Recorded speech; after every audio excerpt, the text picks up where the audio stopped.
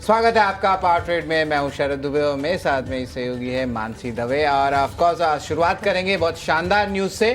भारत ने जो है पाकिस्तान को हरा दिया है। कुछ बड़ा नया न्यूज़ नहीं है, ये यूजुअली हम देखते रहे। और ऑफ कोर्स हमारे प्लेयर्स ने ऑफ कोर्स एक बात भी कहेंगे कि हाथ नहीं मिलाया, बिल्कुल, क्योंकि अभी भी जो है जवाब बाकी है। ऑफ कोर्स हमने प्ले किया, जरूर स्पोर्ट्समैनशिप था, लेकिन nation is above anything else. Absolutely. And Sharad, stadium में भी भीड़ जो है वो इतनी नहीं थी तादाद में। आक्रोश है पहलगाम हमले के बाद, और वो आक्रोश, like you said, nation is above everything. हाँ, स्पोर्ट्समैन स्पिरिट को ध्यान में रखते हुए इंडिया पाकिस्तान मैच हुआ ज़रूर, लेकिन स्टेडियम में भी भीड़ जो थी, और कह सकते हैं कि ज़्यादा एक्साइटमेंट इस मैच को लेकर नहीं था। लेकिन आउटकम जो है हमारे सामने है। भारत ने पाकिस्तान को 7 विकेट से रौंदा। 3 विकेट लेकर Kuldeep player of the match बने, और सूर्य कुमार ने शानदार 47 रनों की पारी खेली। लगातार 2 जीत के साथ ग्रुप में कह सकते हैं कि टॉप पर पहुंचा भारत, और much awaited and much known था इनफैक्ट शरद। एग्जैक्टली, कुछ हुआ ही नहीं जैसे यूएई के साथ हुआ, यहाँ पे भी हुआ, और हमें पता भी नहीं चला हुआ, बस पता चला हाँ जीत गए। लेकिन एक इंटरेस्टिंग बात है, पाकिस्तान टीम के मेंबर्स लोग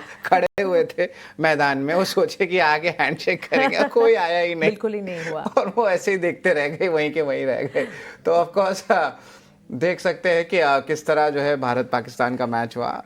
लेकिन बाजार पे आ जाते हैं मानसी, क्या इंपॉर्टेंट चीज रहेंगे? हफ्ते की शुरुआत कर रहे हैं हम, और एक्शन पैक शुरुआत ही है। भले ही मिले जुले संकेत नजर आ रहे हों विदेशी बाजार से शरद, लेकिन भारतीय बाजार के लिए ट्रिगर्स ढेर सारे, और आपसे बेहतर कौन जानेगा। अभी टॉप 10 स्टॉक्स कैटेगरी आप बता रहे थे, भारतीय बाजार के सारे संकेत भी आप देख रहे हैं। लगातार एक्शन है, और ये एक्शन जारी है। लास्ट वीक भी हमने देखा आउट परफॉर्मेंस थी मार्केट्स में। दरकिनार करते हुए सारे के सारे ट्रिगर्स को भारतीय बाजार अपनी तेजी दिखाते। 4 बड़े ट्रिगर्स से शुरुआत कर लेते हैं और आपको समझा देते हैं कि आखिर वो कौन से इंपॉर्टेंट संकेत है जिसके इर्द गिर्द आज का बाजार ट्रेंड करता हुआ दिखेगा। आपकी स्क्रीन पर इस वक्त आप लास्ट क्लोजिंग देख रहे हैं, लेकिन भारतीय बाजार के लिए आज अहम ट्रिगर्स की अगर बात करें, गिफ्ट निफ्टी की तरफ से इम्प्लाइड ओपन एक्शन जो है हम देख रहे हैं ऑलमोस्ट 34 to 40 पॉइंट्स के डाउन ट्रेंड्स दिखा रहा है। 7 बजे जब हम देख रहे थे 40 अंकों की कमजोरी थी, लेकिन इस वक्त संभलने की कोशिश करता हुआ। इसके अलावा विदेशी बाजार में अमेरिकी बाजार शुक्रवार के सेशन में मिली जुली क्लोजिंग दिखा रहे थे, जहां हमने देखा नैस्डैक नए रिकॉर्ड लेवल्स पर क्लोज होता हुआ दिखा, लेकिन डाउ में 275 अंकों की गिरावट भी थी। हाँ, ध्यान रखिएगा कि लगातार 3 हफ्तों की एब्सोल्यूट गिरावट के बाद पिछला हफ्ता जो था वो डाउ के लिए भी बेहतर साबित हुआ। हालांकि लास्ट ट्रेडिंग सेशन में गिरावट के साथ ही डाउ और एसएनपी ने क्लोजिंग दिखाई। गिफ्ट निफ्टी 25,200 के नीचे है, देखते हैं कितना संभलता है। कच्चे तेल की चाल सेंट्रल बैंक्स के डिसीजन से ठीक पहले कमोडिटी मार्केट में इन पर्टिकुलर नॉन एग्री कमोडिटीज पर एक इम्पैक्ट है। कॉशियस आउटलुक है, लेकिन $67 अ बैरल के आसपास ब्रेंट क्रूड ट्रेंड करता हुआ। और साथ ही स्टॉक स्पेसिफिक मूव्स ढेर सारे इस वक्त भारतीय बाजार में आज के सत्र में बाजार खुलने पर आपको नजर आएंगे। अपोलो हॉस्पिटल और टाटा टेक्नोलॉजीज पर खास तौर से नजर रखिएगा। बड़े अधिग्रहण की खबर आ रही है, जिसके चलते दोनों स्टॉक्स फोकस में रहेंगे। अपोलो हॉस्पिटल की बड़ी विस्तार की योजना है। अपोलो हेल्थ में करीब 30.58 यानी कि 31% हिस्सा खरीदने की योजना बनाकर चल रही है कंपनी। और टाटा टेक ने ईएस टेक ग्रुप जर्मनी को खरीदा है। 775 करोड़ में पूरा का पूरा अधिग्रहण होता हुआ दिखा है। इन दोनों ही शेयरों पर इस खबर के दम पर कैसा एक्शन दिखेगा, विस्तार से आगे बुलेटिन में आगे समझेंगे। और वहीं डिफेंसिव्स के तौर पर लगातार फार्मा हेल्थ के डायग्नोस्टिक में हम देख रहे हैं एक मूव, लेकिन डॉक्टर रेड्डीज को यूएस एफडीए से झटका मिला है, तो इस पर भी नजर रखेंगे। डाउनसाइड एक्शन हो सकता है कि नजर आए। इनके हैदराबाद प्लांट को 5 आपत्तियां जारी की गई हैं। और अडानी पावर के लिए एक बड़ी खबर आती हुई दिखी है। अडानी पावर को 2400 मेगावाट का प्रोजेक्ट मिला है बिहार स्टेट पावर को बिजली सप्लाई करने के लिए, तो इसके चलते अडानी पावर का स्टॉक भी जो है वो फोकस रेडार पर होगा। 4 बड़े ट्रिगर्स जिसके इर्द गिर्द आज बाजार ट्रेंड करेगा। विदेशी बाजार मिले जुले, भारतीय बाजार में स्टॉक स्पेसिफिक और सेक्टर स्पेसिफिक अप्रोच ढेर सारे, और इंडेक्स पर लगातार हमारी नजर है 25,000 के पार 25,100, और इससे आगे कन्विक्शन की पूरी उम्मीद हम लेकर चल रहे हैं शरद। जी बिल्कुल, उम्मीद है। और देखिए positive news flows domestic cues पे भी आ रहा है। ट्रम्प का स्टांस ऑलरेडी इंडिया को लेके सॉफ्ट हो चुका है, और he also wants a solution. We are waiting for their solution, and hopefully I think India के फेवर में आ रहा है धीरे धीरे करके। द स्टार्स आर अलाइनिंग, ये हमारा होप है। लेकिन ग्लोबल क्यूज और क्या क्या है जिस पे हमारी नजर होनी चाहिए? सारे एसेट क्लास रुके हुए एक दिन के लिए, वो है 17 तारीख। बिल्कुल, एफएमसी का मीट है। 25 बेसिस पॉइंट तो मान के चल रहे हैं, लेकिन शायद 50 आ जाए तो रिस्क ऑन सेंटिमेंट बढ़ जाए, तो जरा बताएं। हाँ, ऑलमोस्ट 95% जानकारी यही मानकर चल रहे हैं कि 25 बेसिस पॉइंट्स, लेकिन वो जो स्पेस बची है हो सकता है 50 बेसिस पॉइंट्स का भी कट आ जाए, लेकिन कटौती की तो पूरी उम्मीद है। तो इस पर खास तौर से नजर रखनी है। और एफओएमसी सेंट्रल बैंक के डिसीजंस किस तरह से निकलते हैं, और तमाम सेंट्रल बैंक के डिसीजंस जो है इस हफ्ते काफी फोकस रेडार पर रहेंगे, जो भी हम आपके सामने रखेंगे। लेकिन विदेशी बाजार की चाल की अगर बात करें, अहम ग्लोबल ट्रिगर्स आपको बताएं, अमेरिकी बाजार जो है मिले जुले क्लोज हुए हैं। एशियाई बाजार की ठीक ठाक शुरुआत, या कह सकते हैं मिक्स स्टांस वहां पर भी। और गिफ्ट निफ्टी की तरफ से इंप्लाइड ओपन क्यूज जैसे आप अपने स्क्रीन पर देख पा रहे हैं, ऑलमोस्ट 40 पॉइंट्स के डाउन ट्रेंड्स है, 25,170 के लेवल्स पर है। अब इन्हीं लेवल्स के इर्द गिर्द हमने भी फ्राइडे सेशन में क्लोजिंग दिखाई थी। लाल निशान भले ही है, लेकिन गिफ्ट निफ्टी की तरफ से इंप्लाइड ओपन एक्शन जो है, इंडिकेशन जो है, कुछ ज्यादा वीक नहीं नजर आ रहा है। यहां से अगर ये संभल जाते हैं तो फिर भारतीय बाजार के लिए बेहतर ही है संकेत। अमेरिकी बाजार में शुक्रवार के सेशन में डाउ जोन्स में हमने 275 अंकों की गिरावट देखी है। नैस्डैक रिकॉर्ड लेवल्स पर क्लोज हुआ है। वहां पर टेक्नोलॉजी हैवी इंडेक्स नैस्डैक और टेक्नोलॉजी हैवी स्पेसेस में आईटी स्पेस इन पर्टिकुलर काफी आउट परफॉर्म कर रहा है। उसका इवेंचुअल इंपैक्ट भारतीय बाजार की आईटी कंपनियों पर आना बाकी है, लेकिन उस पर भी लगातार हमारी नजर है। यूएस मार्केट्स में नैस्डैक में काफी बढ़िया एक्शन देखने को मिला है। S&P 500 नए लाइफ हाई से फिसला जरूर, सपा क्लोजिंग हमने देखी। और S&P 500 में अगस्त के बाद की अगर बात करें, गिरावट भले ही फ्राइडे सेशन में हमने डाउ और S&P में देखी हो, लेकिन अगस्त के बाद सबसे बेहतर प्रदर्शन पिछले हफ्ते इन दोनों इंडिसेस में भी देखने को मिला। So of course Nasdaq record high पर क्लोज हुआ है। S&P और डाउ की अगर बात करें, on the face of it लाल निशान के साथ क्लोज हुए हैं, लेकिन पूरे हफ्ते की चाल को अगर समझेंगे तो वहां पर भी प्रदर्शन जो है वो बेहतर है in comparison to last 3 weeks. US futures सुस्त कारोबार फिलहाल दिखा रहे हैं। और अहम ग्लोबल ट्रिगर्स की अगर मैं बात करूं, फेड के फैसले पर सभी की नजर है। 25 बेसिस पॉइंट्स एंटिसिपेटेड है, लेकिन कुछ जानकार का ये भी मानना है कि 50 बेसिस पॉइंट्स की कटौती भी शायद आ जाए। चीन की रिटेल बिक्री, इंडस्ट्रियल प्रोडक्शन के आंकड़ों पर खास तौर से हमें नजर रखनी चाहिए। और साथ साथ भारत और यूएस ट्रेड डील के डेवलपमेंट्स पर भी खास नजर रखनी चाहिए। डोनाल्ड ट्रंप जिस तरह से अपने बयान दे रहे हैं और भारत के साथ बातचीत की बात कर रहे हैं, अब ट्रेड डील और नेगोशिएशन को लेकर कुछ ना कुछ न्यूज़ फ्लो आता दिखेगा। इसका इंतजार है जरूर, लेकिन एक्साइटमेंट के साथ इंतजार नहीं है, क्योंकि भारत ने अपना स्टांस कायम रखते हुए, अडिग रखते हुए अपने डोमेस्टिक फैक्टर्स एंड ट्रिगर्स पर फोकस किया जब टैरिफ जिटर्स चल रहे थे। डोनाल्ड ट्रंप को कम बैक करना ही पड़ा है, लेकिन फिर नेगोशिएशन के फ्रंट पर वो क्या बातचीत करते हैं, इस पर विस्तार से हमें आगे देखना होगा। इस हफ्ते क्या वहां से कोई टेक्स आते हैं नहीं। और डोनाल्ड ट्रंप इस हफ्ते यूके के दौरे पर भी जाने वाले हैं, ध्यान रखिएगा, सेकेंड टाइम वो यूके के दौरे पर जा रहे हैं, तो वहां से भी कोई टेक्स अगर आते तो नजर रखेंगे उस पर। साथ साथ हांगकांग के बाजार से कमजोर शुरुआत हुई है। जापान के बाजार आज बंद हैं। चीन और कोरिया के बाजारों में फ्लैट कामकाज दिख रहा है। कच्चे तेल की चाल $67 अ बैरल। गोल्ड सिल्वर की अगर बात करें, भारतीय बाजार में अच्छा एक्शन है।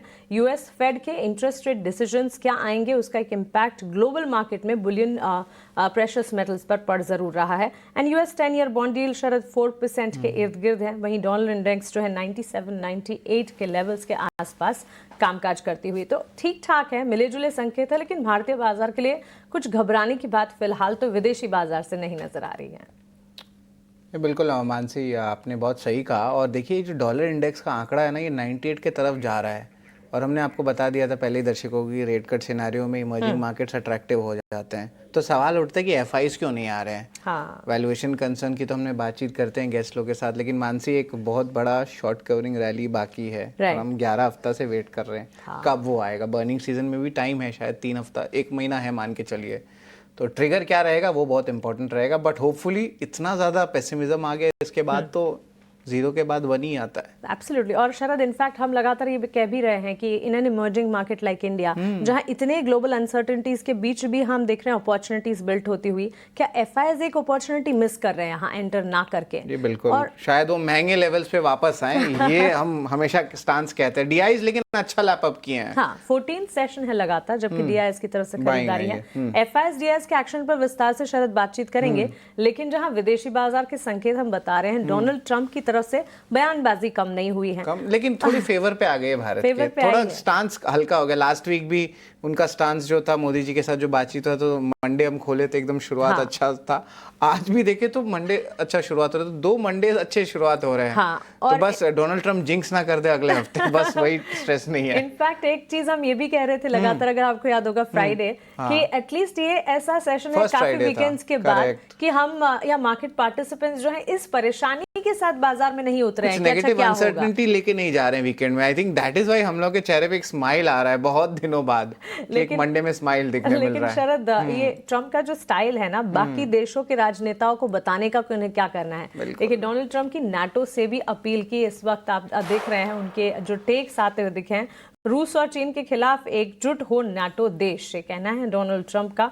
नाटो देशों से रूस से तेल ना खरीदने की अपील की है। अब रशिया से तेल ना खरीदने की अपील तो वो करते ही आए हैं, देश बाकी सारे उनकी बात सुने ना सुने, लेकिन ये अपील अब भी उनकी तरफ से जारी है। रूस से तेल खरीद कर नाटो खुद को कमजोर कर रहा है। नाटो को चीन पर 50 से 100% टैरिफ लगाने को कहा गया है और सभी नाटो देश रूस और चीन के खिलाफ साथ आए, इस तरह की कुछ अपील है। तो भारत देश पर भी रशिया से ऑयल ना खरीदने पर दबाव डाला जरूर गया, लेकिन वहां से जब कुछ निकल कर नहीं आया, भारत देश ने उनकी एक ना सुनी इन तमाम चीजों पर, इन डेवलपमेंट्स पर। इनफैक्ट ये तो सबसे इंपॉर्टेंट बात है कि किसी देश के राजनेता अपने देश को लेकर स्ट्रैटेजी जो है वो घड़ सकते हैं, अपने देश को लेकर स्ट्रैटेजाइज कर सकते हैं कि क्या करना है क्या नहीं करना है, लेकिन किसी और देश के पास जाके ये नहीं कह सकते कि आपको यहां से ये ट्रेड करना चाहिए या वहां से वो ट्रेड करना चाहिए। लेकिन फिर भी अब रशिया से तेल ना खरीदने को लेकर नाटो से अपील की बातचीत है, जो कि आप अपनी स्क्रीन पर देख रहे हैं। लेकिन ऑन दी फ्लिप साइड अब भारत को लेकर जैसे आप कह रहे हैं, रवैया पूरी तरह से बदलता हुआ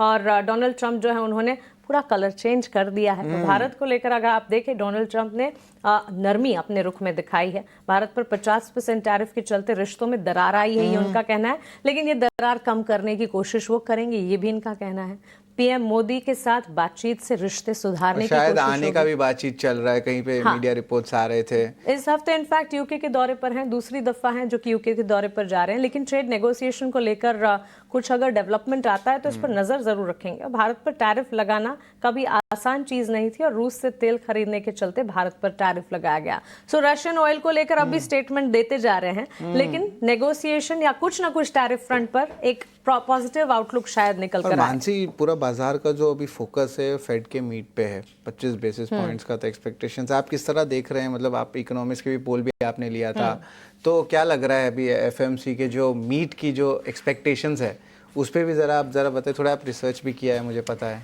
एब्सोल्युटली। देखिए, सेंट्रल बैंक्स की तरफ से शरद काफी सारे टेक्स अब आना शुरू हो जाएंगे और इन तमाम पर हमारी नजर है।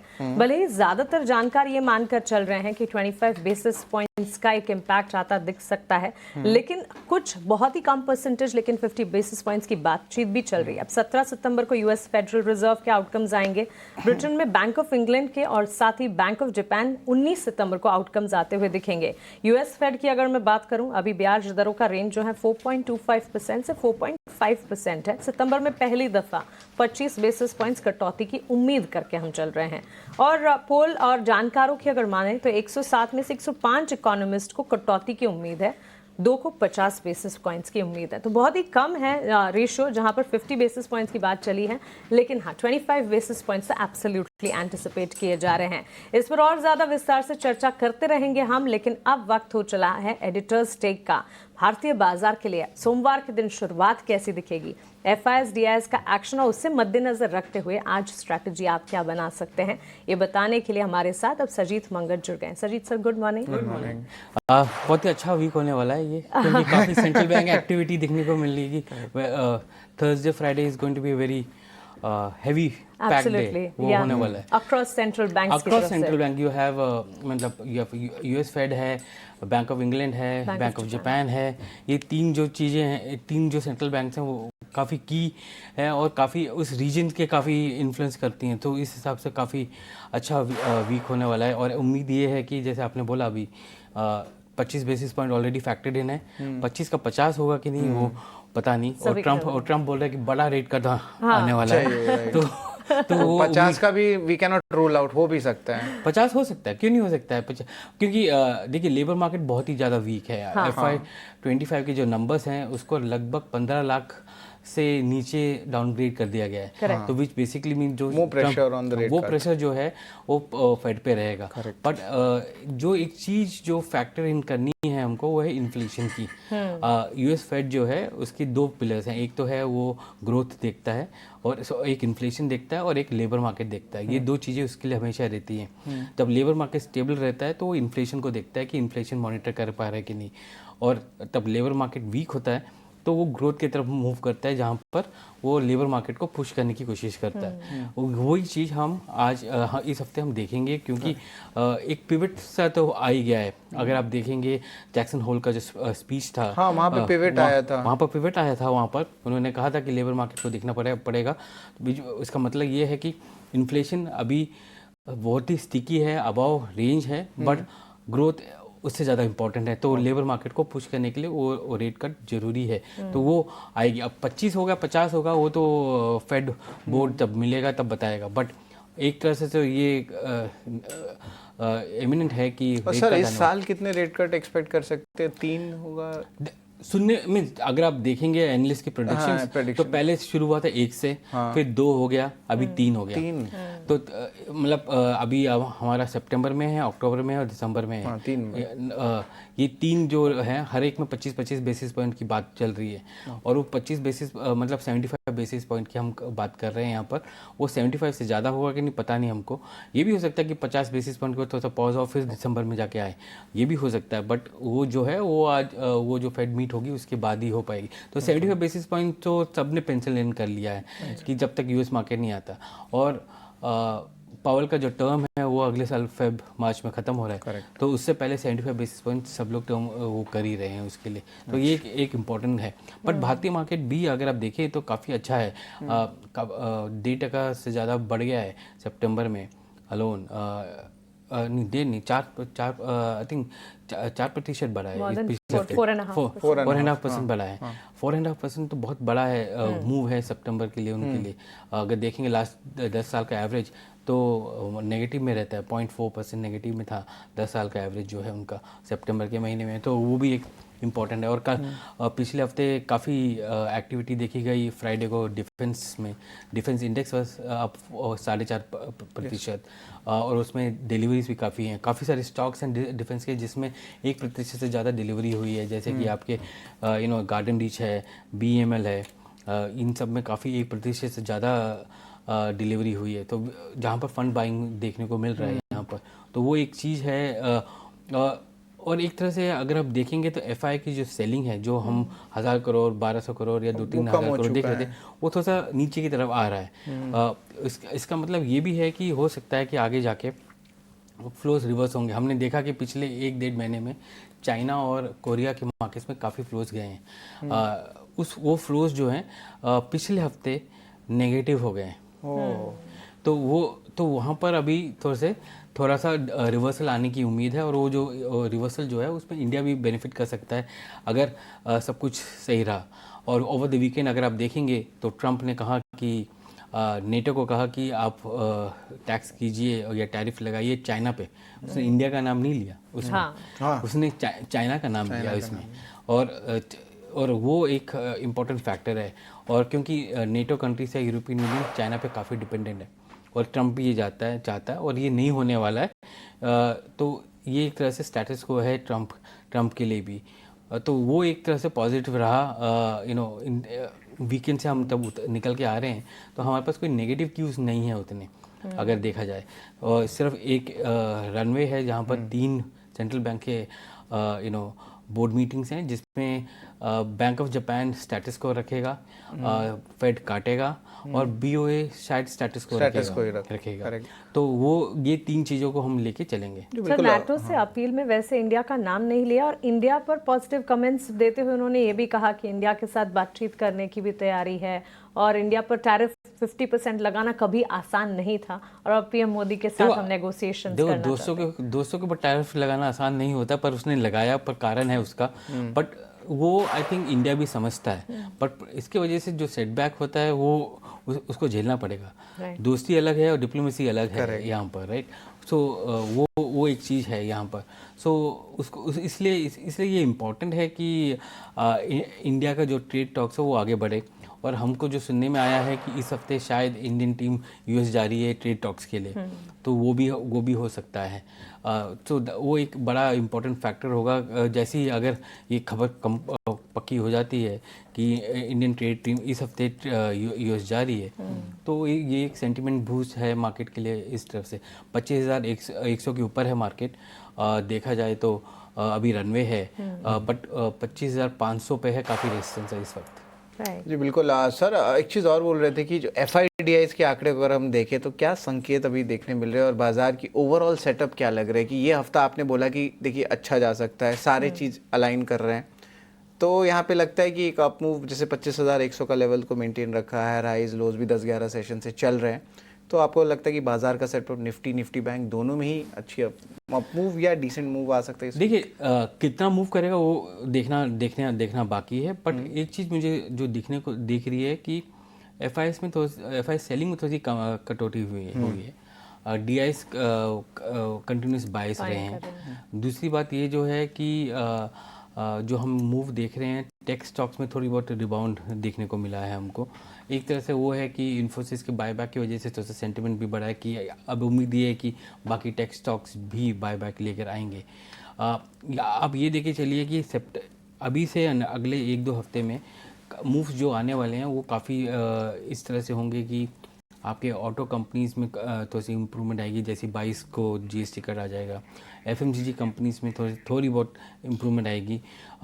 दो रिपोर्ट्स तो ये कहती हैं कि रेट कट शायद ना हो, ग्रामेज इंक्रीज हो। अब वो इसलिए होता है क्योंकि आज का डेट में जब तो प्राइसिंग 5 रुपए 10 रुपए 5, वो आप 10, नहीं 15 और चेंज 20 का जो पैक है वो लगभग 80% का पैक होता है। 80% वॉल्यूम और वैल्यू का पैक होता है, तो उसमें आप 5 से 3.5 नहीं कर सकते, 5 से 4 भी नहीं कर सकते। साइज बढ़ जाता है, तो ग्रामेज बढ़ जाएगा, पर ग्रामेज बढ़ने से भी तो जो वॉल्यूम जो मिसिंग थी FMCG कंपनीज के लिए वो वापस आ जाएगी वॉल्यूम जैसे, क्योंकि वो है। और उसमें ये भी है कि वो लोग कंपनी से एडजस्ट कर सकती हैं अपनी मार्जिन, रॉ मटेरियल कॉस्ट उन सब में वो एडजस्ट हो सकता है, तो वो भी एक फैक्टर है इसके अंदर। सो FMCG कंपनीज के लिए वॉल्यूम वापस आ जाएगा।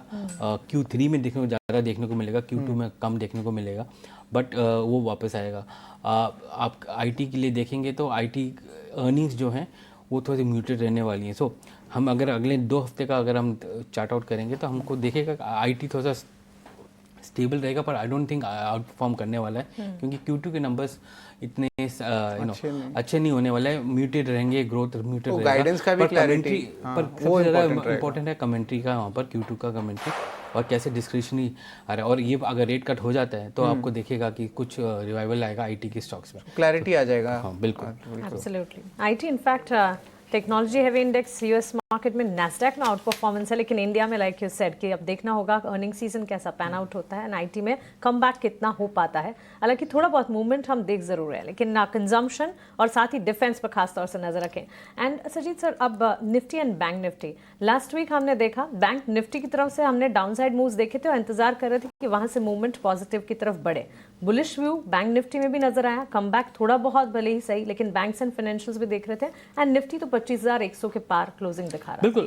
अगर आप पहले निफ्टी का देखें 25,100 के ऊपर है, अच्छा मूव था। सेकेंड हाफ में हमने काफ़ी पुट राइटिंग देखी, जिसकी वजह से काफ़ी ओपन इंटरेस्ट बिल्टअप हुआ 25,000 और 25,100 पे, तो वो काफ़ी अच्छा सपोर्ट देता है निफ्टी को आगे जाके। बट वो सपोर्ट जो है वो थोड़ा सा वीक है उसको आगे पुश करने के लिए, तो 25,100 के ऊपर रहेगा निफ्टी, पर जो बीच में रेजिस्टेंस है कॉल ओपन इंटरेस्ट बिल्डअप जो दिख रहा है हमको वो है 25,500 पे, तो वहाँ पर थोड़ा सा रेजिस्टेंस रहेगा उनको मार्केट को, वहाँ पर वो एक इम्पॉर्टेंट चीज़ है जो देखने लायक है। दूसरी चीज़ जो मैं कहूँगा कि FI के लॉन्ग पोजीशंस लगभग 12% हो गए हैं। हमने देखा था कि 7% 8% के आसपास थे कुछ दिन पहले, तो कंसिस्टेंटली वो बढ़ रहे हैं। उसके 2 कारण हैं, एक तो शॉर्ट कवरिंग हो रही है, दूसरी जो है लॉन्ग पोजीशंस ऐड हो रही हैं, तो ये एक चीज़ है कि जो एक इंडिकेशन देता है कि FIS अपने पोजीशंस या डायरेक्शनल शिफ्ट जो हो रहा है वो शिफ्ट चेंज हो रहा है उसका।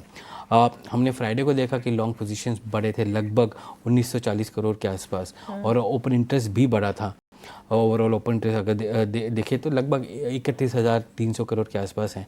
तो शॉर्ट कवरिंग हुई है और लॉन्ग पोजीशंस बढ़े हैं वहाँ पर। और आपने जब निफ्टी बैंक की बात की तो निफ्टी बैंक फ्लैट रहा है, बट हमने देखा कि कुछ प्राइवेट सेक्टर बैंक स्टॉक्स में काफ़ी डिलीवरी देखी गई है।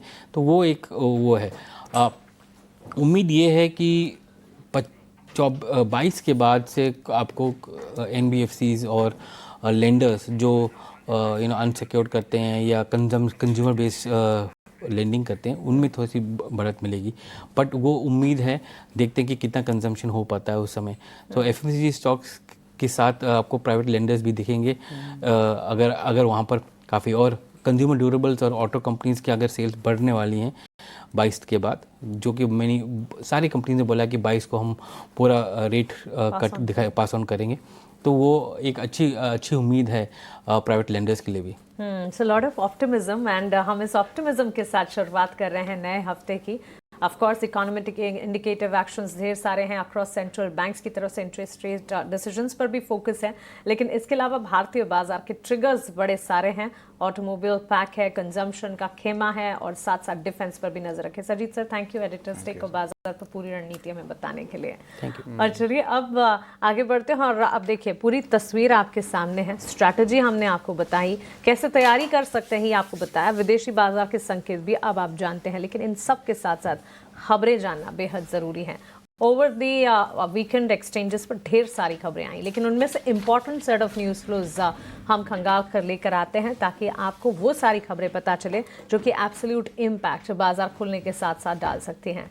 सारे खबरों वाले शेयर्स हमें शरद बता रहे हैं, एक बार वो समझ लेते हैं, उसके बाद एक्सपर्ट एक एक कर जुड़ेंगे, उन खबरों पर और उनके ट्रेडिंग आइडियाज़ भी जानेंगे। शरद, मानसी, सबसे इंपॉर्टेंट है सेबी का बोर्ड मीट हुआ था फ्राइडे को 6 PM। अब वहाँ पे कैपिटल मार्केट रिलेटेड बहुत सारे इकोसिस्टम पे जो अनाउंसमेंट्स आए हैं, छाट के हम बताते हैं कि कौन से स्टॉक पे आपको नज़र होनी चाहिए, क्योंकि यहाँ पे आपको इम्पैक्ट दिखेगा। AMC स्टॉक्स के लिए जो है सेंटिमेंटली नेगेटिव न्यूज़ फ्लो है। सेबी ने कहा कि मैक्सिमम परमिसिबल एग्जिट लोड है उसको अब घटा दिया गया है 5% से 3% तक। वही आज आप रिकवरी देखने मिल सकती है और तेज़ी आ सकती है BSE, CDSL, एंजल वन जैसे स्टॉक्स में। सेबी ने कहा कि जो लंबे अवधि के FNO कॉन्ट्रैक्ट्स हैं अभी भी कॉम्प्लेक्स इशू है और उस पर काम चल रहा है, यानी कि जो रिपोर्ट्स आ रही थी वो गलत थे और हमारे खबर पे जो है मुहर भी लग गई, जहाँ पे कोई अपडेट शेयर नहीं किया गया regarding long term FNO contracts के ऊपर।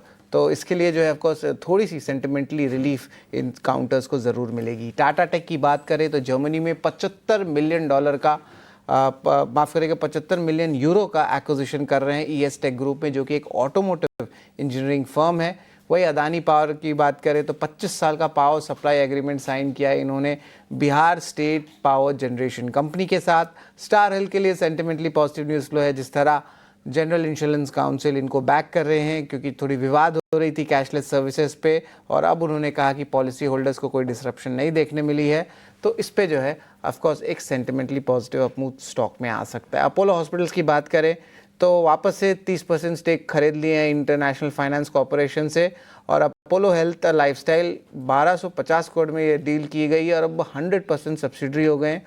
ऑन्कोलॉजी बिजनेस में 573 रुपीज़ इन्वेस्ट करेंगे। वही इंजीनियर्स इंडिया पे बात करें तो इनको एक बड़ा 618 करोड़ रुपए का ऑर्डर आया है PMC सर्विसेज को लेके अफ्रीका में, और ICICI बैंक के लिए न्यूट्रल इम्पैक्ट है, लेकिन ये इंपॉर्टेंट इसलिए है क्योंकि RBI ने अप्रूवल दे दी है कि बैंक जो है एडिशनल 2% जो है स्टेक परचेज कर सकते हैं ICICI प्रू AMC में, जो उनका आम है।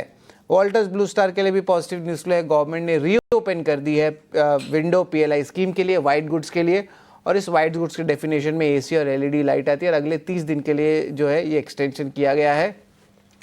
और आखिर में हम अगर बात करने वाले NCR रीजन के रियल्टी स्टॉक्स पर, कुछ स्टॉक्स जो NCR रीजन में जा रहे हैं, और यूपी गवर्नमेंट ने जो हाइट रिस्ट्रिक्शंस है उसको हटा दिया गया रेजिडेंशियल बिल्डिंग्स में नोएडा में, यानी कि आपको और स्काई स्क्रैपर्स और जो है लॉन्ग स्टोरी बिल्डिंग्स ये सब दिख सकते हैं। और ये जो ऑर्गेनाइज्ड प्लेयर्स हैं मैक्स एस्टेट्स, इनको भी जो है बेनिफिट देखने मिल सकता है कि नोएडा के रीजन में। तो ऑफकोर्स रियल्टी स्पेस पे तो हमने गुड़गांव की कहानी सुनी है, लेकिन नोएडा का क्या कहानी आता है इस इम्पॉर्टेंट अनाउंसमेंट से, इस पे जो है हमारी नज़र ज़रूर रहेगी। अब तो ये तो 10 अहम स्टॉक्स हैं जिस पे हमारी नज़र रहेगी, लेकिन इसके बाद जो है हम हमारे गेस्ट के पास चलते हैं। हमारे साथ रत्नेश और सोमिल जुड़े हैं। गुड मॉर्निंग जेंटलमैन, रत्नेश, आपसे शुरुआत करूंगा। बाजार का सेटअप पे एक बार एक नजर डालें, फिर अपने टेक्निकल पिक्स भी बता दें। गुड मॉर्निंग एवरीवन, सभी दर्शकों को सुप्रभात। बाजार के सेटअप में डेफिनेटली काफी एक लंबे कंसोलिडेशन के बाद में एक ब्रेकआउट देखने को मिल रहा है हमको बाजार में। तो ऐसी उम्मीद करी जाती है कि आज जैसे अगर 30 एक पॉइंट नीचे निफ्टी खुल रही है तो मुझे ऐसा लगता है कि कहीं ना कहीं एक बाइंग अपॉर्चुनिटी अच्छी यहाँ पे मिल सकती है। 25,050, 25,080 एक काफी एक अच्छा सपोर्ट रहेगा। यहाँ पे खरीदारी के मौके बन सकते हैं। ऊपर में जो मुझे लगता है 25,200, 25,400 इस वाली एक्सपायरी में हमको देखने को मिल सकता है। तो नीचे में खरीदारी के एक अच्छे मौके है, उसको जरूर हमको बनाना चाहिए। स्टॉक स्पेसिफिक मूवमेंट जो बना हुआ बाजार में वो बरकरार रह सकता है। मेरी तरफ से 2 बाय है, दोनों डिफेंस सेक्टर से काफी एक bit and down defence sector में एक अच्छा यहाँ से एक बेस फॉर्मेशन बनता हुआ दिखाई दे रहा है। दोनों दो जो स्टॉक है दोनों में राउंडिंग फॉर्मेशन बनता हुआ दिखाई दे रहा है। अपने की एवरेज 200 को लग के ना काफी अच्छा कंसोलिडेशन करा और अभी जो तेजी के यहाँ पे तेजी का नया यहाँ पे एक सेटअप बनता हुआ दिखाई दे रहा है। तो पहला है मजडॉक। मजडॉक में मुझे यहाँ पे 28-70 रुपए का स्टॉप लॉस लगा के थोड़ा सा पोजिशन टारगेट भी जो कुछ रख सकते हैं। तो 2990 के टारगेट यहाँ पे आते हुए दिखाई देते हैं। दूसरा है हाल में भी सेम काफी अच्छे राउंडिंग फॉर्मेशन बन रहा है। अपना की एवरेज के ऊपर निकल गया है, 200 का सपोर्ट लिया है, 50 डे के ऊपर भी निकल चुका है। तो यहाँ पे एक अच्छा तेजी बन सकती है। हालांकि लास्ट ट्रेडिंग सेशन में तेजी हुई पर मुझे ऐसा लगता है कि ये कंटिन्यू रहेगी आगे आने वाले दिनों में भी। तो 4710 रुपए का स्टॉप लॉस लगा के 4820 रुपए के टारगेट हाल में आते हुए दिखाई देते हैं। बिल्कुल, अभी थोड़ी देर पहले सरजीत अभी हमें बता रहे थे कि डिफेंस के सेक्टर पर खास तौर से शिप बिल्डिंग स्पेस पर नजर रखिएगा। लास्ट वीक भी काफी अट्रैक्टिव था स्पेस के लिए और ये हफ्ता भी रह सकता है। और अब हमारे एक्सपर्ट रत्नेश गोयल की भी राय शिप बिल्डिंग और डिफेंस स्टॉक्स पर ही। मैसगांव डॉक 2990 के टारगेट्स, 2870 का स्टॉप लॉस मेंटेन कीजिएगा। रत्नेश, हिंदुस्तान एरोनॉटिक्स लिमिटेड पर अपनी स्ट्रैटेजी एक बार दोहरा दीजिए। हाल में काफी अच्छा सेटअप जिस तरह से मैंने बोला था दिखाई देता है। तो इसमें जो टारगेट बनते हुए दिखाई दे रहे हैं मुझे वो थोड़े पोजिशनल भी बन सकते हैं। यहाँ पे 4820 का एक टारगेट यहाँ पे दिखाई देता है जो स्टॉप लॉस लगाएंगे 4710 का। 4710 के स्टॉप लॉस को मेंटेन कीजिएगा। 4820 का लक्ष्य यहां पर नजर आ सकता है। तो HAL और साथ ही मैसगांव डॉक, 2 स्टॉक्स बाजार खुलने से पहले ट्रेडिंग आइडियाज के तौर पर रत्नेश की तरफ से। Saumil, good morning to you as well. भारतीय बाजार में लास्ट ट्रेडिंग सेशन में हमने मूव देखा था टुवर्ड्स पॉजिटिविटी। निफ्टी एटलीस्ट 25,100 के पार क्लोज हुआ। बैंक निफ्टी में धीरे धीरे ही सही लेकिन मोमेंटम बिल्टअप होता दिख जरूर रहा है। आप बताएं, आप कैसे देख रहे हैं इस हफ्ते की शुरुआत को एंड बाजार खुलने से ठीक पहले कौन से स्टॉक स्पेसिफिक रिकमेंडेशन है आपके पास? Good morning to everyone. View positive रहेगा। मार्केट ने 25,000 के ऊपर क्लोजिंग दी है last week and that's a very good sign. Markets short term averages के ऊपर ट्रेड कर रहा है। High top high bottom formation है। बहुत सारे अच्छे सेक्टर्स अच्छा परफॉर्म कर रहे हैं, जैसे मेटल्स है, ऑटोज है, defence have started moving up. जो बैंकिंग है, बैंकिंग स्टॉक्स ने भी थोड़ा बहुत अच्छा पॉजिटिव मोमेंटम दिखाया है, जैसे ICICI bank, Axis bank. I be waiting for HDFC bank and SBI to participate again. तो यहाँ पे अगर हम देखें तो ओवरऑल पॉजिटिव मोमेंटम है। निफ्टी में मैं समझता हूँ ऊपर की तरफ 25,160 के आसपास का एक रेजिस्टेंस है और ऊपर में जो मेरे शॉर्ट टर्म के टारगेट्स हैं वो अराउंड 25,250 के हैं। सो मैं 25,250 एक्सपेक्ट करूंगा कि अचीव हो जाए in the very short term. जो सपोर्ट रहेगा that is on 9 and 10 daily moving averages on Nifty which is 24,890। ये बहुत ही क्रूशियल लेवल रहेगा टू वॉच आउट फॉर। दूसरा और एक लेवल है दैट इज 24,840। ये 2 लेवल्स ध्यान में रखने हैं एज अ सपोर्ट और मुझे नहीं लगता कि ये नीचे की तरफ टूटेंगे। तो बाय ऑन डिक्लाइंस की स्ट्रैटेजी रखना है इन निफ्टी। मेरे टारगेट्स मैंने आपको बताए, 25,250 के मेरे टारगेट्स हैं। बैंक निफ्टी में अगेन स्ट्रेंथ दिखी है। 20 डेली मूविंग एवरेज के ऊपर लास्ट वीक क्लोज हुआ है which is a very good sign, which is a positive sign. High top high bottom formation है। I'll be expecting a target of 55,500 in the very short term। ये मेरे targets हैं और नीचे में जो सपोर्ट है वो 54,400 के आसपास का सपोर्ट है और मुझे नहीं लगता कि नीचे की तरफ टूटेगा। अगर ये नीचे की तरफ टूटा है तो कंसर्न्स और भी बढ़ेंगे, लेकिन इस समय बाय ऑन डिक्लाइंस की स्ट्रैटेजी रखें फॉर अ टारगेट ऑफ 55,500। बिल्कुल, बाय ऑन डिक्लाइन की रणनीति रखें। निफ्टी बैंक पे थोड़ी देर पहले हमने सुबह में आपको बताया था कि ये व्यू ज़रूर रखें, क्योंकि इम्पोर्टेंट लेवल्स पे जो है रिस्पेक्ट किया जा रहा है अगर हम आप सपोर्ट की बात करें तो। लेकिन एक एक करके जो है खबरों वाले शेयर्स पे भी नज़र डालते हैं। और सेबी की बोर्ड मीट जो अहम हुई थी, तो उसको लेके जो है कुछ एडवर्स जो है न्यूज़ फ्लो आपको लॉन्ग टर्म एक्सपायरी जो एफएनओ की है उसको लेके नहीं देखने मिला था। तो ऑफकोर्स एक छोटा सा अपमूव जो है देखने मिल सकता है पॉजिटिवली। लास्ट सेशन में भी हमने आपको बता दिया था एक्सक्लूसिवली हमारे चैनल में कि जो है ऐसी कोई बातचीत नहीं होने वाली है जहाँ पे कुछ एडवर्स अनाउंसमेंट आएगा, और हम सबसे राइट भी थे। अब बात करते हैं बीएसई सीडीएसएल एंजल वन पे। एक छोटी सी अपमूव यहाँ पे देखने मिल सकती है। मैं बीएसई का नाम ज़रूर लेना चाहूँगा बिकॉज लगातार दूसरे हफ्ते जब से एक्सपायरी डेट्स चेंज हुए इनके बिजनेस पे कुछ इम्पैक्ट नहीं आया। प्रीमियम टर्नओवर भी वही का वही है और मार्केट शेयर भी वही का वही है। मैंने ये चेक भी कर लिया डेटा। आप सोमिल, इस पे जो है आपकी राय ज़रूर लेंगे, लेकिन सबसे पहले रत्नेश आपसे एक बार बीएसई की जो है आप वो जानना चाहता हूँ कि बीएसई का चार्ट्स में अब कैसा लग रहा है। इंपॉर्टेंट लेवल्स पे और कुछ अपमूव आ सकती है। थोड़े से साइंस तो लास्ट ट्रेडिंग सेशन में दिखे थे, तो ज़रा बताएं रत्नेश बीएसई पे आपकी क्या राय होगी। बीएससी में देखिए थोड़ी सी जब हमको न्यूज दिखी थी उसके बाद में 20 अगस्त के बाद में जो इसमें थोड़ी सा सेल ऑफ चालू हुआ 2500 रुपए के लेवल से, जो कि यहाँ पे 2110-2100 तक के लेवल को उसने टच करा, जो कि 200 मूविंग एवरेज के आसपास में आता था। सेम यहाँ पे भी थोड़ा सा वापस से देखने को मिला, 50 डे मूविंग एवरेज नहीं निकाल पाया, 2373-74 फिर वापस अपने 200 के पास में आके लास्ट ट्रेडिंग सेशन पे इसने एक सपोर्ट लिया है। तो ये काफी एक महत्वपूर्ण सपोर्ट है यहाँ पे बन चुका है 2100 रुपए का। मुझे ऐसा लगता है कि यहाँ से एक जरूर थोड़ा सा शॉर्ट टर्म बाउंस के लिए प्ले करा जा सकता है। हालांकि बड़ी तेजी अभी नहीं बन रही क्योंकि अभी थोड़ा सा हाई फॉर्मेशन नहीं बन पा रहा है, पर वापिस ही अपने 2300 रुपए या 2320 लेवल को टच करने की कोशिश करेगा, तो एक 2110 रुपए के स्टॉप लॉस से एक शॉर्ट टर्म के लिए प्ले करा जा सकता है। ये बिल्कुल, तो शॉर्ट टर्म अप मूव जो है यहाँ देखने मिल सकता है।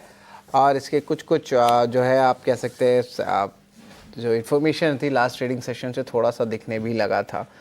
लेकिन एक बार सीडीएसएल एंजल वन पे भी मैं जो है राय लेना चाहूँगा। सोमिल, हमने बीएससी की तो बात कर ली, लेकिन सीडीएसएल और एंजल वन इन दोनों स्टॉक्स में किसमें स्ट्रेंथ लगता है कि एक अप मूव देखने मिल सकती है?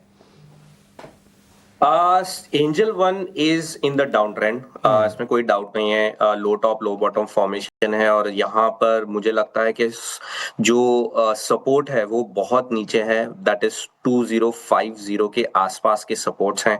मुझे लगता है कि वो लेवल्स तक ये स्टॉक जा सकता है। वीकली मंथली दोनों ही टाइम फ्रेम ने जो हायर डिग्री टाइम फ्रेम है उसमें low top low bottom formation है, struggling to go about 20 daily moving average for a very long time. तो ये वीकनेस के साइन है फॉर एंजल वन। तो यहाँ पर मैं अवॉइड की सलाह दूंगा। अगर ये बाउंस करता है तो नीचे की तरफ टारगेट्स, अगर कोई शॉर्ट है तो नीचे में टारगेट्स 2050 के आसपास के बनते हैं। सीडीएसएल में मेरा थोड़ा सा अलग व्यू है, मेरा पॉजिटिव व्यू है फॉर सीडीएसएल। मुझे नहीं लगता कि यहाँ से अब in the medium term outlook इसमें कोई सेल ऑफ आ सकता है, वीकनेस नहीं है, बिकॉज डेली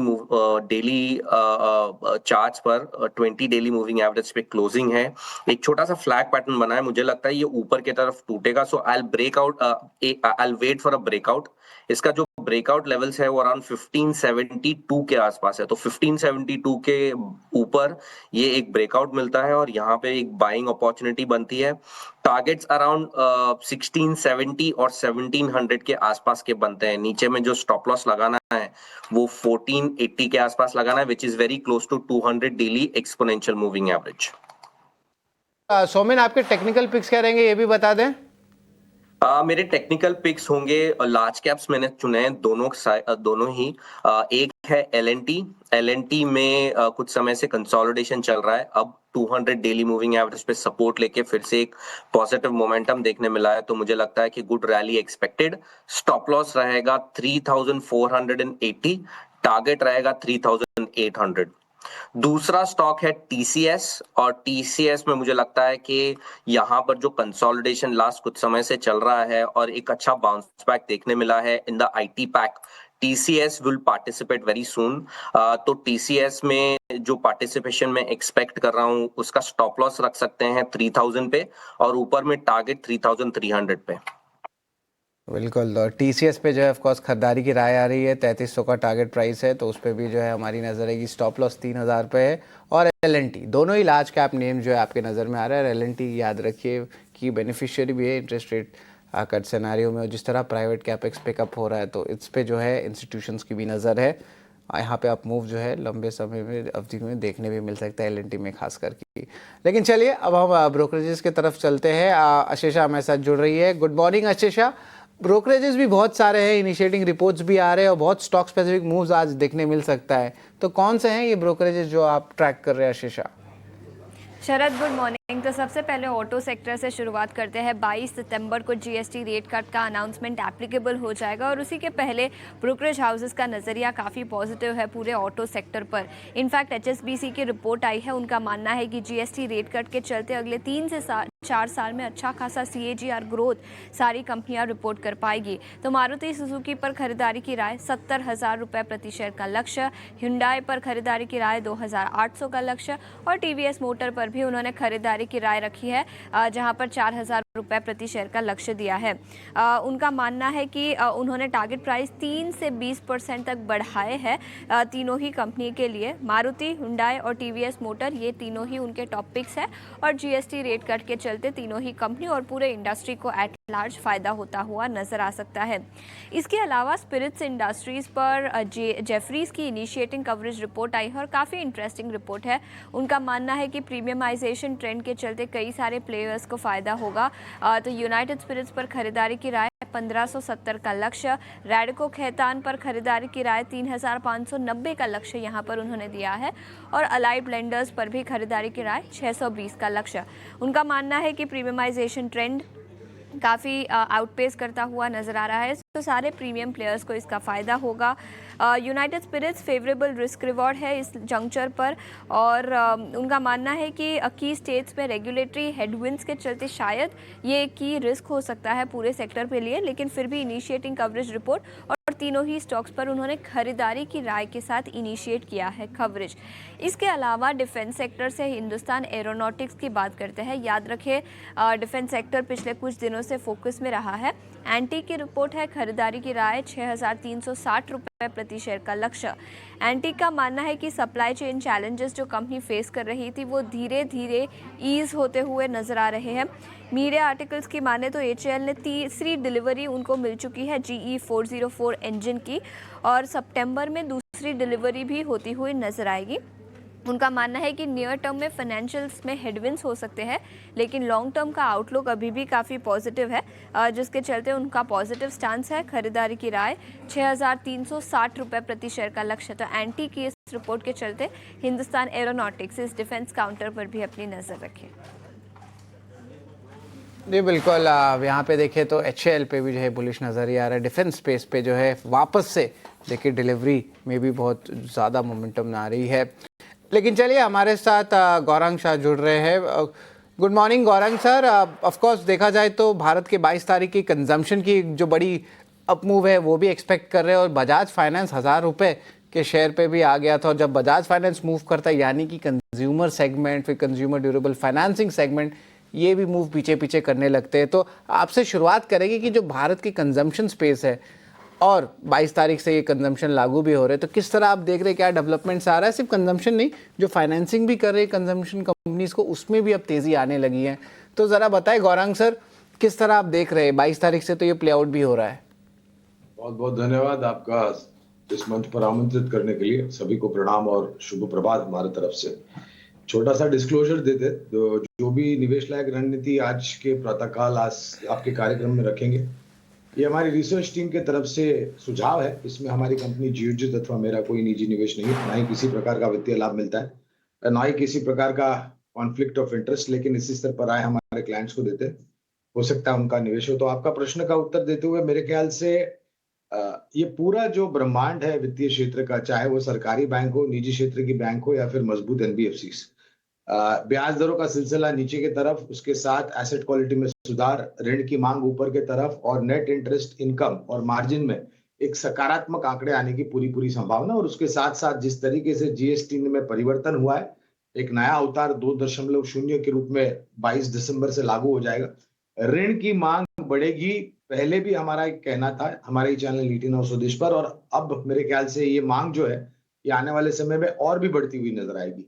तो हमें लग रहा है कि पूरा खपत से क्षेत्र जो जुड़ा हुआ है, चाहे वो रोजमर्रा की खाने पीने की चीजें हो या फिर कुछ आराम देने वाली वस्तुएं हो जैसे आधुनिक उपकरण, या फिर ऋण देने वाली कंपनियां, बैंक्स, सरकारी बैंक, निजी क्षेत्र की बैंक और मजबूत एनबीएफसीज, तो बजाज फाइनेंस पर निरंतर, और मेरे ख्याल से पिछले साल अगर आप देखने जाए तो बाजार जब नीचे की तरफ आ रहा था तो बजाज फाइनेंस एक ऐसा ही मात्र शेयर था दिग्गज जिसने अपने जीवन का सर्वोच्च स्तर बनाया, और अब मेरे ख्याल से स्प्लिट और बोनस विभाजन हुआ है और वो प्राइस जो दाम है वो एडजस्ट हुए। लंबी अवधि का नजरिया है बजाज फाइनेंस में, तो निवेश लायक रणनीति बना करके चले, और जो खपत से जुड़ा हुआ क्षेत्र है, खास करके जो रोजमर्रा की खाने पीने की चीजें हैं, वहां पर HUL, ITC, टाटा कंज्यूमर और गोदरेज कंज्यूमर, इसके साथ साथ डाबर और मैरिको, ये कुछ चुनिंदा नॉन डिस्क्रिशनरी FMCG कंपनीज हैं जहां पर खरीदारी की राय है। ऑलराइट, तो चलिए कंजम्पशन का खेमा और कन्विक्शन गौरांग सर का यहाँ पर बनता हुआ यहाँ से लेकर 22 सितंबर और उससे भी आगे कह सकते हैं कि फेस्टिवल डिमांड का बूस्ट जो है वो कंजम्पशन के पूरे स्पेस पर, जहां हम कंजम्पशन की बात कर रहे हैं, नॉट जस्ट FMCG लेकिन ऑटो सेक्टर पर भी, बिकॉज ऑटो कंपनियों ने तो GST रेट रैशनलाइजेशन के बेनिफिट ऑलरेडी पास ऑन करना शुरू कर दिए हैं। 22 सितंबर से जब ये एब्सोल्युटली लागू हो जाएंगे तब वहां पर और ज़्यादा मोमेंटम पकड़ता हुआ देखने को मिलेगा। तो पूरी उम्मीद है कि आने वाले ऑटो बिक्री के आंकड़े जो हैं वो काफ़ी इंटरेस्टिंग होंगे देखना। लेकिन ऑटो सेक्टर और कंजम्पशन के इतर अगर आप देखें, लास्ट ट्रेडिंग सेशन में मेटल स्पेस में Nifty metal index out perform करता हुआ दिखा था, और अगर आप वहां पर एक नज़र डालेंगे लगभग मेटल इंडेक्स से जुड़ी सारी कंपनियों में काफ़ी बढ़िया मजबूती देखने को मिली। Nifty metal index and in particular stocks की अगर बात करें, सोमल एक टेक आपसे जानना चाहेंगे, बिकॉज पिछले दिनों हमने ये भी देखा कि प्रेशियस मेटल्स में गोल्ड वर्सेस सिल्वर में आउट परफॉर्मेंस थी, नए record levels, and silver is just not precious metal, industrial metal as well. कैसे देख रहे हैं पूरे मेटल स्पेस की चाल को आप, और कोई चुनिंदा प्लेयर्स अगर आपके रेडार पर हैं? मेरे रडार पे हमेशा जिंदाल स्टील और टाटा स्टील हमेशा होता है।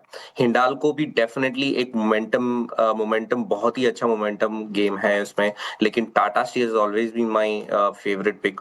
टाटा स्टील में लास्ट 2 हफ्तों में एक बाउंस हमने देखा है, एक रिज्यूम किया है अप ट्रेंड, मीडियम टर्म में तो डेफिनेटली अप ट्रेंड है ही, और जो लास्ट 1.5-2 महीने में कंसोलिडेशन एक बड़ा सा देखा गया है वो 200 डेली मूविंग एवरेज के बराबर ऊपर है, और वहीं से ही सपोर्ट लेके बहुत ही अच्छी मूव हमने देखी है टाटा स्टील में, एंड आई एम एक्सपेक्टिंग कि ये मूव कंटिन्यू रहेगी। शॉर्ट टर्म में थोड़ा सा साइडवेज मूवमेंट हो सकता है, टाइम वाइज करेक्शन हो सकता है, जिसके जो सपोर्ट है वो 167 और 162 पर है, और मैं नहीं समझता हूं कि ये लेवल्स नीचे की तरफ टूटेंगे। बाय ऑन डिक्लाइंस की स्ट्रैटेजी रखे। टाटा स्टील मेरा फेवरेट पिक है इसमें से, और ऊपर में जो टारगेट है 177 का पहला टारगेट है, और उसके ऊपर 180 185 के आसपास के दूसरे टारगेट है। एक बार स्टॉप लॉसेस भी बता दीजिए स्टील पैक में जो आपने लिस्टेड स्टॉक्स बताए हैं उसके, सोमिल, टाटा स्टील के। टाटा स्टील में जो स्टॉप लॉस है वो 167, वो शॉर्ट टर्म का सपोर्ट है, और जो मीडियम टर्म का सपोर्ट है वो है 162 पर। ठीक है, तो चलिए ये एक राय बनती हुई। इस बीच BEL पर ब्लॉक्स की खबर आती हुई, करीब 30 लाख शेयरों के सौदों की खबर इस वक्त आप अपने स्क्रीन पर देख रहे हैं।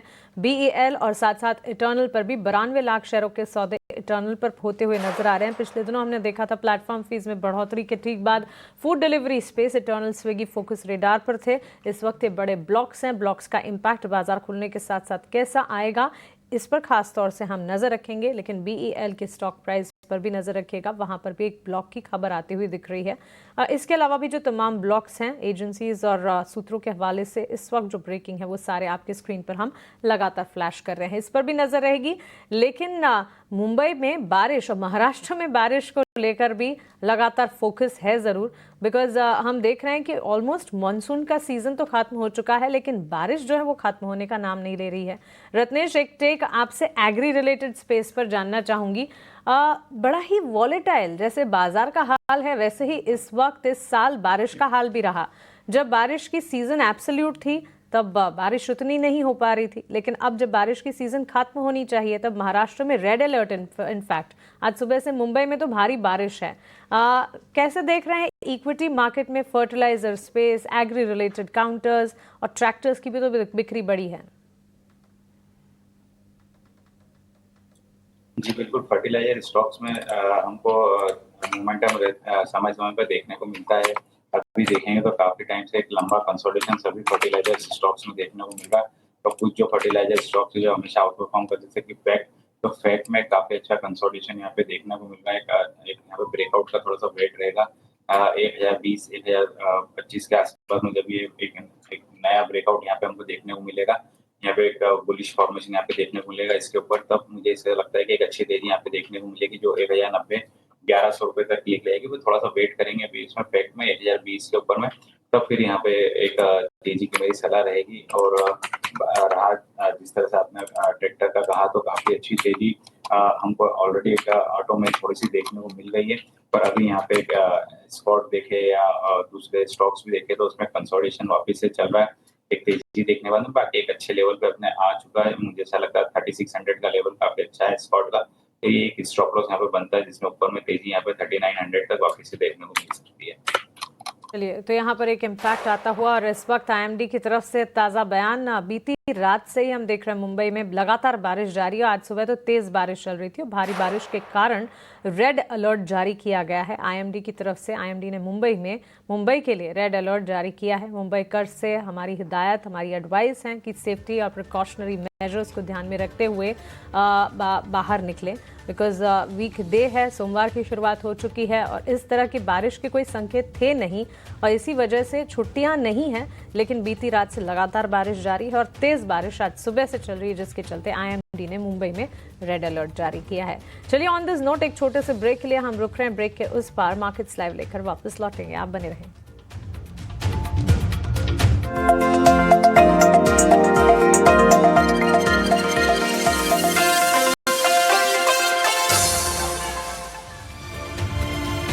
में आपका स्वागत है और अब चलते हैं गौरांग सर की तरफ। गौरांग सर, एक बार बाजार की सेटअप की बात करें तो डोमेस्टिक क्यूज ठीक ठाक है, डिसेंट है। सीपीआई भी लार्जली इनलाइन आया था और ग्लोबल क्यूज की बात करें तो ट्रंप की सॉफ्टनेस लगातार दूसरे हफ्ते देखने मिल रही है। अब बाजार की चाल किस तरफ जाती है? 22 तारीख का ट्रिगर तो है आपका कंजम्पशन का, 17 तारीख का ट्रिगर है इंटरेस्ट रेट कट का। तो किस तरह लग रहा है कौन से सेक्टर्स में जो है अब अपमूव्स आ सकते हैं? हमने देखा एनबीएफसीज और डिफेंस में अपमूव्स आने लगे लास्ट वीक से। बैंकिंग स्पेस में भी कुछ काउंटर्स में मूव्स आ रहे थे, हमने थोड़ी देर पहले डिस्कशन भी की थी। इसके अलावा कौन से सेक्टर्स में आपको लगता है कि अगले 2 हफ्ते में हमारी नज़र होनी चाहिए, गौरांग सर? देखिए सर, इसके पर टिप्पणी करने से पहले ना आप एक महत्वपूर्ण चीज भी भूल गए। वो है 3 क्रेडिट रेटिंग एजेंसीज जो मेरे ख्याल से अमेरिका में स्थापित है। करेक्ट। फिच, S&P और EY। ये राष्ट्रपति ट्रंप के देश में स्थापित क्रेडिट रेटिंग एजेंसियां हैं जिन्होंने भारत की विकास दर में वृद्धि की है। फिच और S&P ने और अर्नेस्ट एंड यंग EY ने एक सकारात्मक गतिविधि हमारे विकास दर को लेकर के ऐसा दर्शाया उन्होंने। वहां बैठे राष्ट्रपति को ये सब नहीं दिख रहा है। ये देख के और सुन के मुझे ताज्जुब हो रहा है। लेकिन फिर भी आपका प्रश्न का उत्तर देते हुए मुझे लग रहा है कि देखिए, हमें ऐसे तो प्रमाण पत्र की कोई जरूरत नहीं है, मैं ये मानता हूं। हम आत्मनिर्भर थे और हम भली भांति जानते हैं हम क्या कर रहे हैं और कहां पर जाने की हमारी क्षमता है। आपका प्रश्न का उत्तर देते हुए मैंने पिछले हफ्ते भी, जब मैं अभिषेक भाई से जुड़ा था और मेरे ख्याल से आपसे और मानसी जी से भी मैं बात कर रहा था, तो मैंने कहा था कि कैपिटल गुड्स, इंजीनियरिंग, रक्षा क्षेत्र, सीमेंट सेक्टर हमें बहुत अच्छा लगता है। हमें लग रहा है कि सीमेंट की खपत आने वाले समय में काफी तीव्र गति से ऊपर जाएगी। इसके साथ साथ हमारा मानना है ऊर्जा उत्पादन और एक विस्तार की बात हमने खपत दोनों ही तरफ, डिस्क्रिशनरी और नॉन डिस्क्रिशनरी की तरफ अभी मैंने की है। तो ये कुछ, यानी अगर मुझे प्राथमिकता देनी है तो, और मैंने कई बार हमारी चैनल 18 हाउस स्वदेश पर कहा है कि अगर आपने निर्णय लिया है सूझबूझ समझकर रक्षा क्षेत्र, कैपिटल गुड्स इंजीनियरिंग या फिर ऊर्जा उत्पादन क्षेत्र में निवेश करने के लिए, तो आपका नजरिया कम से कम 3 से 5 साल का होना चाहिए। क्योंकि इन सब कंपनियों को अपने ऑर्डर बुक या फिर क्षमता विस्तार योजनाएं जो है वो गतिविधि जमीनी स्तर लागू करने के लिए समय लगता है। हम निरंतर पिछले 7-8 दिनों से ऊपर जा रहे हैं। आज थोड़ा बहुत मुनाफा वसूली हो, हमने शुक्रवार को भी वही देखा था। शुरुआत निचले स्तर पर हुई लेकिन फिर सर्वोच्च स्तर पर जाकर के बंद हुआ। रक्षा क्षेत्र और कैपिटल गुड्स इंजीनियरिंग में हमारा मानना है कि ऑर्डर बुक निरंतर आपको बढ़ती हुई नजर आएगी और खास करके कैपिटल गुड्स इंजीनियरिंग में जो निजी कंपनियां क्षमता विस्तार योजनाएं रख रही हैं उसके कारण भी वृद्धि ऑर्डर बुक में आती हुई दिखेगी। तो इन सब के ऊपर सकारात्मक नजरिया है। रक्षा क्षेत्र पर सकारात्मक नजरिया और फंडामेंटल टेक गौरांग सर दे ही रहे हैं और कन्विक्शन लगातार बढ़ता जा रहा है। फ्राइडे सेशन की ही अगर बात करें, शिप बिल्डिंग और डिफेंस का खेमा बेहतरी काफ़ी अच्छा एक्शन दिखा रहा था और आज के सत्र में भी ब्रोकरेजेस के भी पॉजिटिव रिपोर्ट्स और रैशनल आ रहे हैं इन तमाम स्पेस इन सेक्टर्स के लिए। और अब फंडामेंटल नज़रिया और कन्विक्शन जो है टेक्निकल एक्सपर्ट्स का भी लगातार शिप बिल्डिंग और डिफेंस पर बना हुआ है। इस बीच 3 पैसे की मजबूती के साथ रुपए की ओपनिंग होती हुई नजर आ रही है। डॉलर के मुकाबले रुपए में 3 पैसे की मजबूती पर आज आप शुरुआत देख रहे हैं 88 रुपए और 25 पैसे पर रुपया जो है डॉलर के मुकाबले इस वक्त 3 पैसे मजबूत होकर खुला है। भारतीय बाजार में हो सकता है कि एक धीमी सी शुरुआत, मिली जुली शुरुआत होती नजर आए। ट्रिगर्स हैं और स्टॉक्स स्पेसिफिक न्यूज़ फ्लोज ढेर सारे हैं, लेकिन विदेशी बाजार से जो संकेत हैं उसे बिल्कुल नज़रअंदाज भी नहीं कर सकते। और इंटरेस्ट रेट डिसीजंस को लेकर अक्रॉस ग्लोबल सेंट्रल बैंक्स जो हैं टेकअवेज आते दिखेंगे, अनाउंसमेंट्स इसी हफ्ते आने वाले हैं, तो इससे ठीक पहले हो सकता है कि कॉशियस हो भारतीय बाजार। हालांकि 25,155 के लेवल्स हैं, प्री ओपन लेवल्स खुलना शुरू हुए हैं। 9:10 पर ये लेवल्स और ज़्यादा जब सेटल होते नजर आएंगे, इस पर विस्तार से आगे बातचीत भी करेंगे। एसआरएफ के स्टॉक पर एक न्यूज़ फ्लो है, रत्नेश एक आपसे जानना चाहेंगे। कंपनी ने एमओयू साइन किया है टाटा स्टील SEZ के साथ गोपालपुर यूनिट में 282 करोड़ लीज के लिए केमिकल केपेक्स करना चाहती है कंपनी। कारोबार विस्तार की योजना बनाकर चल रही है और इसी के चलते एमओयू साइन किया है। न्यूज़ फ्लो है, लेकिन टेक्निकली चार्ट्स पर एसआरएफ पे इंपॉर्टेंट लेवल्स आपको क्या नजर आते हैं? मान से देखिए एसआरएफ में 3300 रुपए के बाद में थोड़े से यहाँ पे प्रॉफिट बुकिंग हमको देखने को मिली थी। बाकी एक अपने अच्छे महत्वपूर्ण सपोर्ट लेवल से लेके थोड़ा सा वापस से इसमें तेजी आते हुए दिखी। हालांकि अभी ये थोड़ा सप्लाई जोन के आसपास में 3040 एक सप्लाई जोन है, पर मुझे ऐसा लगता है कि अगर ये निकलता है तो एक अच्छी तेजी आएगी जो 3130-40 तक लेके जाएगी। तो एक बार जब ये 3010 के ऊपर निकलता है तो एक थोड़ा सा बाय पोजीशन वापस यहाँ पे बन सकती, तो 3070-31 रुपए तक के लिए लेके जाएगी। कंडीशनल बाय रखना पड़ेगा, लेवल ध्यान रखना हमारे दर्शकों को निवेदन रहेगा। और जो स्टॉप लॉस रहेगा वहाँ पे उसके बाद में जो 2950 रुपए का स्टॉप लॉस बनेगा। एसआरएफ पर ये एक टेक्निकल नजरिया। सोमिल, आपसे भी कुछ और स्टॉक्स पर बातचीत करना चाहेंगे, लेकिन इस बीच हमारे पैनल पर एक और एडिशन हुआ है। वुमेन फ्रॉम मोतीलाल ओसवाल शिवांगी शारदा अब हमारे साथ जुड़ गई हैं। शिवांगी, गुड मॉर्निंग, स्वागत है आपका ET नाउ स्वदेश पर। बाजार बस 10 मिनटों में खुलने ही वाला है, बताएं बाजार खुलने से ठीक पहले आपकी नज़र कहाँ पर है? Very good morning Mansi, thank you. तो हम देख रहे हैं कि बाजार में एक बहुत ही अच्छी बुल्स की ग्रिप देखने को मिल रही है। निफ्टी पुट कॉल रेशियो 1.3 के लेवल्स पे है, जो कि इंडिकेशन है कि सपोर्ट बेस बाइंग काफी स्ट्रॉन्ग है और पिछले साइकोलॉजिकल लेवल्स के ऊपर भी हम टिकते हुए नजर आ रहे हैं। तो ऐसे में स्टॉक स्पेसिफिक एक्शन काफी देखने को मिलेगी। सबसे पहला पसंदीदा काउंटर मेरा रहेगा बजाज फिनसर्व पर। यहाँ पे एक बहुत ही बढ़िया हमने देखा है प्राइस वॉल्यूम सर्ज देखने को मिली है और एक OI स्पर्ट देखने को मिला है। लगातार हमने देखा है कंसोलिडेशन हुआ है पिछले 6 सेशंस से और उसके एक पोलन फ्लैग पैटर्न फॉर्मेशन से ब्रेकआउट होते हुए दिखा है। स्टॉक में काफी एक अच्छी मोमेंटम है। क्लोजिंग भी हायर बेस पे होते हुए दिखा था पिछले सेशन में, तो यहाँ पे खरीदारी की सलाह है। 2150 के टारगेट्स के लिए हम इसमें खरीदारी करें 2050 के एक स्टॉप लॉस को मेंटेन करते हुए। तो चलिए, ये है स्टॉक स्पेसिफिक रिकमेंडेशन। हमारे तमाम टेक्निकल एक्सपर्ट्स अपना नज़रिया बाजार पर और उनके ट्रेडिंग आइडियाज़ आपके सामने रख रहे हैं और साथ साथ हम फंडामेंटल टेक्स भी गौरांग सर से लगातार समझने की कोशिश कर रहे हैं।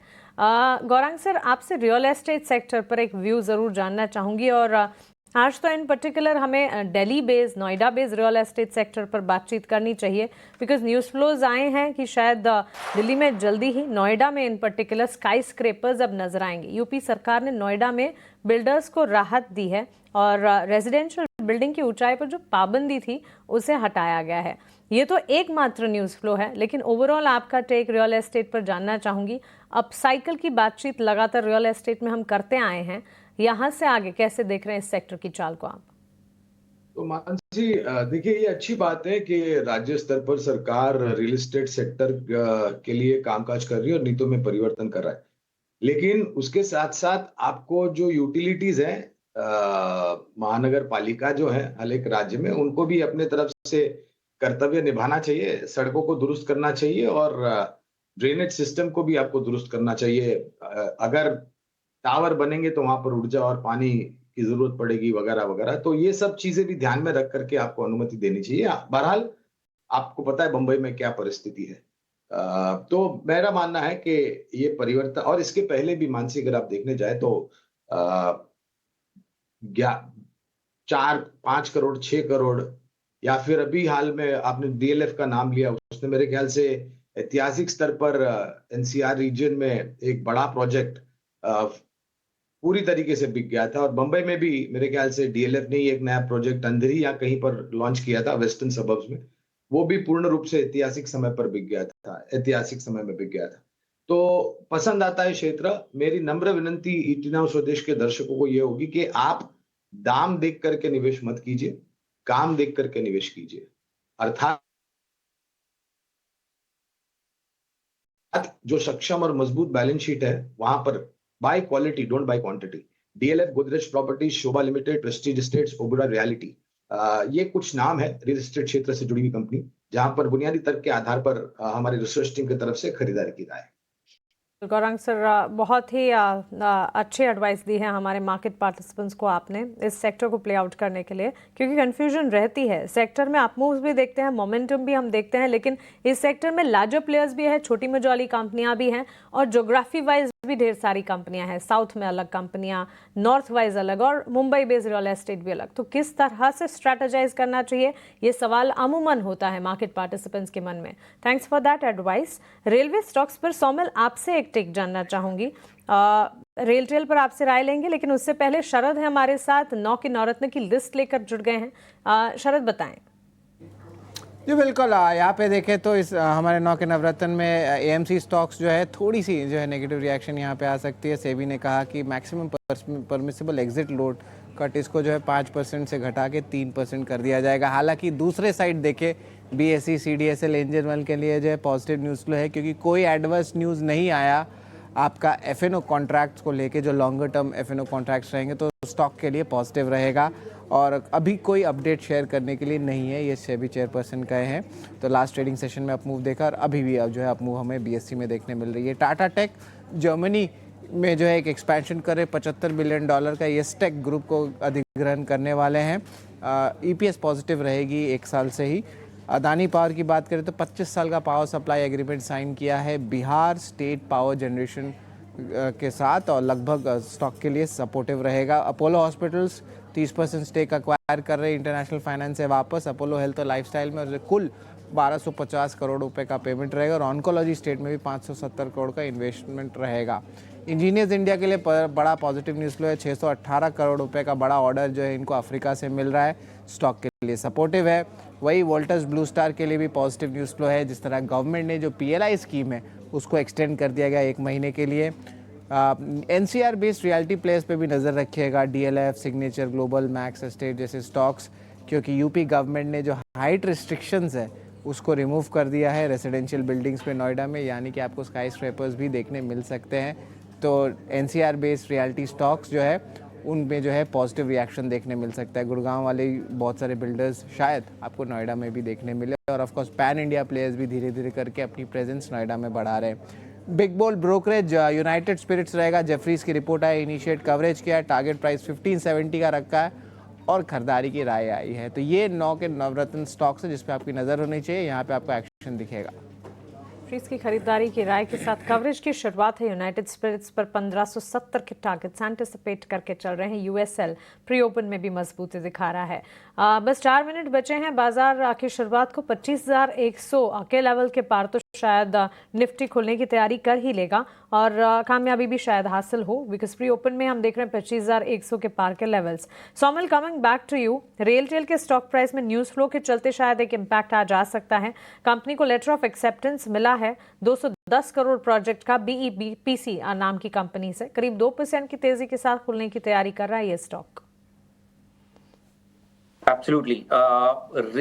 रेलवे स्टॉक्स में अगर आप देखें, IRCTC, रेलटेल, टीटागढ़, ये तीनों ही स्टॉक्स ने high top high bottom formation बनाए हैं।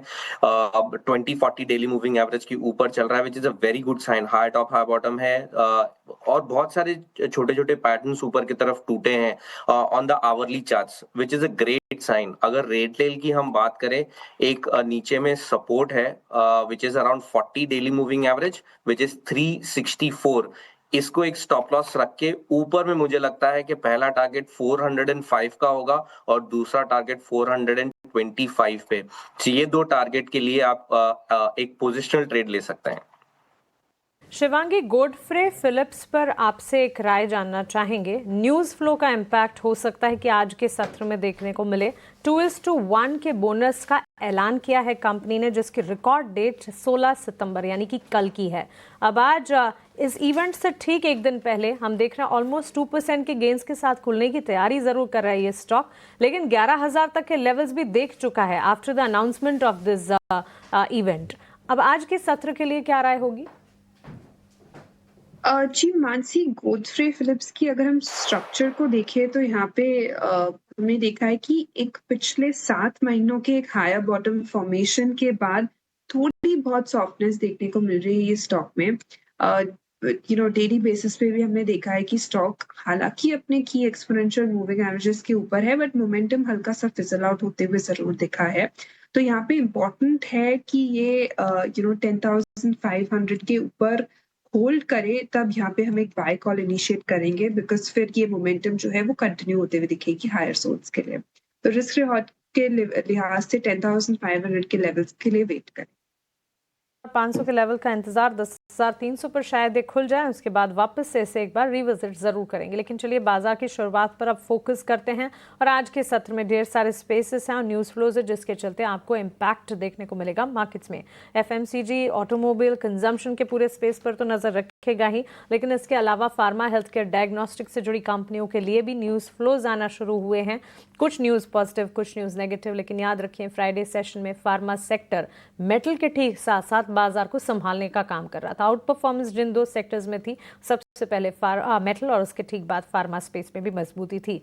अपोलो हॉस्पिटल के लिए खबर आती हुई दिखी है। IFC के 31% इक्विटी इन अपोलो हेल्थ जो है कंपनी बाय करने की बात कर रही है। 1,254 करोड़ में 570 करोड़ इन्वेस्टमेंट है गुरुग्राम में। न्यूज फ्लो है 0.5% गेंस के साथ खुलने की तैयारी करता हुआ ये स्टॉक। इसके अलावा वेदांता पर भी और मेटल से जुड़ी तमाम कंपनियों पर नजर रखिएगा। एक तो सिल्वर में जिस तरह का मूवमेंट दिख रहा है, घरेलू बाजार में लगातार बढ़त है। इंडस्ट्रियल मेटल के तौर पर equity market related participants Hindustan zinc, Vedanta पर एक इम्पैक्ट आएगा। और न्यूज़ फ्लो भी है, कंपनी ने लॉन्ग स्टैंडिंग डिस्प्यूट जो एक कंपनी सेप्को के साथ था वेदांता पावर बिजनेस का, वो इशू को रिजॉल्व कर लिया है। तो एक न्यूज़ फ्लो का इम्पैक्ट भी हो सकता है कि स्टॉक प्राइस में रिफ्लेक्ट होता हुआ जरूर नजर आए। इसके अलावा डिफेंस का खेमा लगातार फोकस रेडार पर है। डिफेंस ही नहीं, शिप बिल्डिंग स्पेस भी। ब्रोकरेजेस के रिपोर्ट्स लगातार आ रहे हैं। HAL पर भी एक पॉजिटिव ब्रोकरेज रिपोर्ट आई है, जिसके दम पर यह स्टॉक आज फोकस में रहेगा। Mazagon, dock, garden reach ship builder जैसे शेयरों पर भी खासतौर से नजर रखिएगा।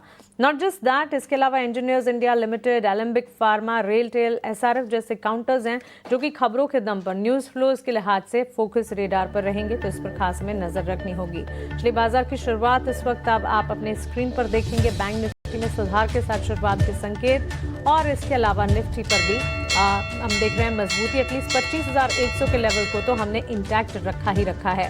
25,130 के इर्द गिर्द निफ्टी खुलता हुआ। 54,877 के लेवल्स पर हम देख रहे हैं बैंक निफ्टी में करीब 100 अंकों की मजबूती पर शुरुआत होती नजर आई है। सेंसेक्स में भी ऑलमोस्ट 100 पॉइंट्स के गेन्स 81,980 के लेवल्स पर कामकाज खुलता हुआ। मिड कैप स्मॉल कैप की चाल में भले ही बेंचमार्क्स जितना नहीं, लेकिन एटलीस्ट हरे निशान के साथ शुरुआत होती जरूर नजर आई है। मिड कैप में आप देख पाएंगे मजबूती के साथ कामकाज खुला है और स्मॉल कैप में भी मूवमेंट जरूर देखने को मिली है, करीब 65 अंकों की बढ़त पर। मार्केट का टेक्सचर, मार्केट की ब्रेथ, एडवांस डिक्लाइन रेशियोज में एडवांसेस का पलड़ा भारी। 1290 एडवांसेस के सामने 500 डिक्लाइंस इस वक्त नजर आ रहे हैं। इंडिया विक्स पर भी नजर रखिएगा जरूर। फेयर इंडिकेटर इंडिया विक्स में किस तरह के इंपैक्ट आ रहे हैं, इस पर खास तौर से फोकस होना चाहिए। वहीं सेक्टर स्पेसिफिक बाजार की चाल में कंजम्पशन, ऑटो, एफएमसीजी जैसे स्पेस पर नजर रखिए। 4%, 3.5% की तेजी स्पाइक अप है इंडिया विक्स में। देखना होगा, कंसर्न है ये, लेकिन चलिए एटलीस्ट कंफर्ट लेवल पर तो इंडिया विक्स इंटैक्ट है। कह सकते हैं फ्लैट शुरुआत इस वक्त मार्केट की होती हुई नजर आई है। लार्जर कंट्रीब्यूटर से शुरुआत करते हैं। आपको बताते हैं कि इस फ्लैट शुरुआत में सबसे ज्यादा कंट्रीब्यूशन मार्केट में कौन दे रहा है। आईसीआईसीआई बैंक, कोटक बैंक, भारतीय एयरटेल, एलएनटी, एचयूएल, ये 5 बड़े खिलाड़ी हैं जो कि सबसे ज्यादा कंट्रीब्यूट कर रहे हैं। और इन्हीं के ठीक विपरीत अगर आप देखेंगे लगार्ड्स, इन्फोसिस, टीसीएस, सन फार्मा, टाइटन और एचसीएल टेक्नोलॉजीज जैसे स्टॉक्स हैं जहां से बिकवाली का दबाव इस वक्त बाजार पर हावी होता हुआ नजर आ रहा है। रेलटेल, अभी थोड़ी देर पहले हमने एक्सपर्ट से उनकी राय भी ली थी। न्यूज फ्लो के चलते फोकस रेडार पर, बाजार खुलने से पहले हमारे रेडार पर था। इस वक्त बाजार खुलने के साथ रेलटेल के स्टॉक प्राइस में 3.25% तक की तेजी देखने को मिली है। टाटा टेक्नोलॉजीज हमारे खबरों वाले शेयर्स 9 के 9 रत्न की सूची में था। करीब 1.5 से 2% तक की मजबूती के साथ यहां पर भी कामकाज खुलता हुआ नजर आ रहा है 716 के लेवल्स। डिफेंस शिप बिल्डिंग पर नजर डालें। डिफेंस शिप बिल्डिंग स्पेस पर आज सुबह बाजार खुलने से पहले हमने फंडामेंटल टेक भी आपको बताया था और आपको कहा था कि स्पेस में लार्जर प्लेयर्स जो है शिप बिल्डिंग और डिफेंस चले थे, आगे भी चलते रहेंगे। ब्रोकरेजेस के रिपोर्ट और रिपोर्ट्स जो है रिफ्लेक्ट होते हुए। बीएसई लिमिटेड अभी हमारे खबरों वाली शेयर्स की लिस्ट में शामिल था। पूरे के पूरे एक्सचेंज एंसिलरी प्लेटफॉर्म स्टॉक्स को स्क्रीन पर लेकर आना चाहिए। बीएसई लिमिटेड में 2.25% के गेन्स नजर आ रहे हैं। कैम, सीडीएसएल, इन तमाम स्टॉक्स में किस तरह का इम्पैक्ट है। एंजल वन करीब 1.5% की तेजी के साथ इस वक्त कामकाज खोलता हुआ दिख रहा है। So exchange ancillary yet another session, जबकि मूवमेंट पॉजिटिव हम देख रहे हैं। इसके अलावा निफ्टी के लार्जर प्लेयर्स की अगर बात करें, इटर्नल के स्टॉक पर ब्लॉक्स की खबर आई थी। 1.25% की तेजी के साथ इटर्नल का स्टॉक इस वक्त खुलता हुआ। इसके ठीक साथ स्विगी पर भी नजर रखें। इटर्नल स्विगी लगातार फोकस रेडार पर, प्लेटफॉर्म फीस में बढ़ोतरी, उसके ठीक बाद अब फेस्टिव डिमांड का बूस्ट भी मिलता दिखेगा, तो यहां से आगे तेजी के पूरे आसार नजर आ रहे हैं। हीरो मोटोकॉर्प के स्टॉक प्राइस में 0.5% to 1% गेन्स है। भारत इलेक्ट्रॉनिक्स लिमिटेड में भी ब्लॉक्स की खबर आई थी, स्टॉक में रिएक्शन हम देख रहे हैं 0.5% इस वक्त देखने को मिला है। अडानी ग्रुप स्टॉक्स पर नजर रखें। बड़ी खबर आई थी अडानी पावर के लिए और इसी के चलते ये स्टॉक फोकस रेडार पर। अडानी पावर को करीब 2400 मेगावाट का प्रोजेक्ट मिला था, 2.5% की तेजी। बिहार स्टेट पावर को बिजली सप्लाई करने की योजना है और इसी के चलते अडानी पावर का स्टॉक जो है न्यूज फ्लो का एब्सोल्यूट इम्पैक्ट दिखाते हुए मजबूती की चाल इस वक्त देख रहा है। Not just Adani power, Adani group के सारे स्टॉक्स पर नजर रखिए। अडानी पोर्ट्स में भी हम देख रहे हैं 0.5% तक की तेजी देखने को मिली है। अडानी ग्रीन के स्टॉक को भी स्क्रीन पर लेकर आना चाहिए। वहां पर भी पिछले हफ्ते हमने मूव्स देखे थे, इस हफ्ते भी तेजी के साथ ही शुरुआत होती नजर आई है। निफ्टी नेक्स्ट कैटेगरी में वेदांता पर नजर रखें। वेदांता में भी न्यूज फ्लो था और कंपनी ने एक लॉन्ग स्टैंडिंग डिस्प्यूट रिजॉल्व किया है, जिसके चलते स्टॉक में मूवमेंट है। 1.5 से 2% की तेजी पर यह स्टॉक भी इस वक्त कामकाज करता हुआ। रियल एस्टेट बास्केट में हमने आपको कहा था कि जिस तरह नोएडा में स्काई स्क्रेपर्स या कह सकते हैं कि डेवलपमेंट को लेकर सरकार ने नए रूल्स एंड प्रोटोकॉल्स जारी किए हैं जो कि इम्पैक्टफुल हो सकते हैं रियल एस्टेट, इन particular Delhi based real estate के लिए। डीएलएफ पर नजर डालें, करीब 0.5 से 1% तक की तेजी के साथ ही स्टॉक खुलता हुआ नजर आ रहा है। इसके अलावा डॉक्टर रेड्डीज को यूएस एफडीए से झटका लगा है। एक बार स्टॉक को देखते हैं और फार्मा स्पेस की तमाम कंपनियों पर भी फोकस रखेगा। डॉक्टर रेड्डीज को हैदराबाद प्लांट को कह सकते हैं 5 ऑब्जर्वेशंस जारी किए गए हैं। नेगेटिव डाउन साइड हम देख रहे हैं 1.5% की गिरावट। न्यूज फ्लो का इम्पैक्ट जो कि स्टॉक में रिफ्लेक्ट होता हुआ दिख रहा है। मिड कैप और स्मॉल कैप स्पेस में कौन से स्टॉक्स हैं जो कि इस वक्त परफॉर्म कर रहे हैं? शिप बिल्डिंग स्पेस से जुड़ा स्टॉक कोचिन शिपयार्ड 4% की तेजी दिखाते हुए। टाटा टेक्नोलॉजीज का स्टॉक न्यूज फ्लो थी और उस न्यूज फ्लो का इम्पैक्ट इस वक्त आता हुआ जर्मन ER&D प्लेयर को करीब 36 मिलियन यूरोज में खरीदने की योजना बनाकर चल रही है कंपनी। टाटा टेक्नोलॉजी के स्टॉक प्राइस में हम देख रहे हैं करीब 2% की तेजी के साथ कामकाज देखने को मिला है। सो क्लियरली बाजार में हम देख रहे हैं एब्सोल्युटली न्यूज फ्लोज का इम्पैक्ट है जो कि on the face of it नजर आ रहा है। और अगर आप ठीक से ऑब्जर्व करेंगे, गौर करेंगे, तो ये सारे के सारे न्यूज फ्लोज बाजार खुलने से ठीक पहले आपके सामने हमने रखे थे, चाहे फिर वो डिफेंस शिप बिल्डिंग हो, टाटा टेक्नोलॉजीज हो, RVNL जैसे स्टॉक हो या फिर एक्सचेंज एंसिलरी हो। और उनका एब्सोल्यूट इम्पैक्ट इस वक्त बाजार खुलने के ठीक साथ साथ आप इन तमाम स्टॉक्स में देख रहे हैं। सेक्टर स्पेसिफिक बाजार की चाल को क्विकली आपके स्क्रीन पर लेकर आ जाते हैं, उसके बाद एक्सपर्ट्स के पास चलेंगे। Real estate, auto, energy, metal, PSU bank, mid select players and FMCG, in this order ये तमाम सेक्टर्स में अच्छा खासा एक्शन दिख रहा है। और फाइनेंशियल सर्विसेज, IT और फार्मा का खेमा है जिसने आज बैक सीट पकड़ी है। तो चलिए ठीक ठाक रैशनल शुरुआत कहेंगे बाजार की, जहां सेक्टर स्पेसिफिक और स्टॉक स्पेसिफिक मौके आपको भरपूर मिलेंगे। आइए आगे बढ़ते हैं और एक्सपर्ट से जानते हैं बाजार की शुरुआत वो कैसे देख रहे हैं।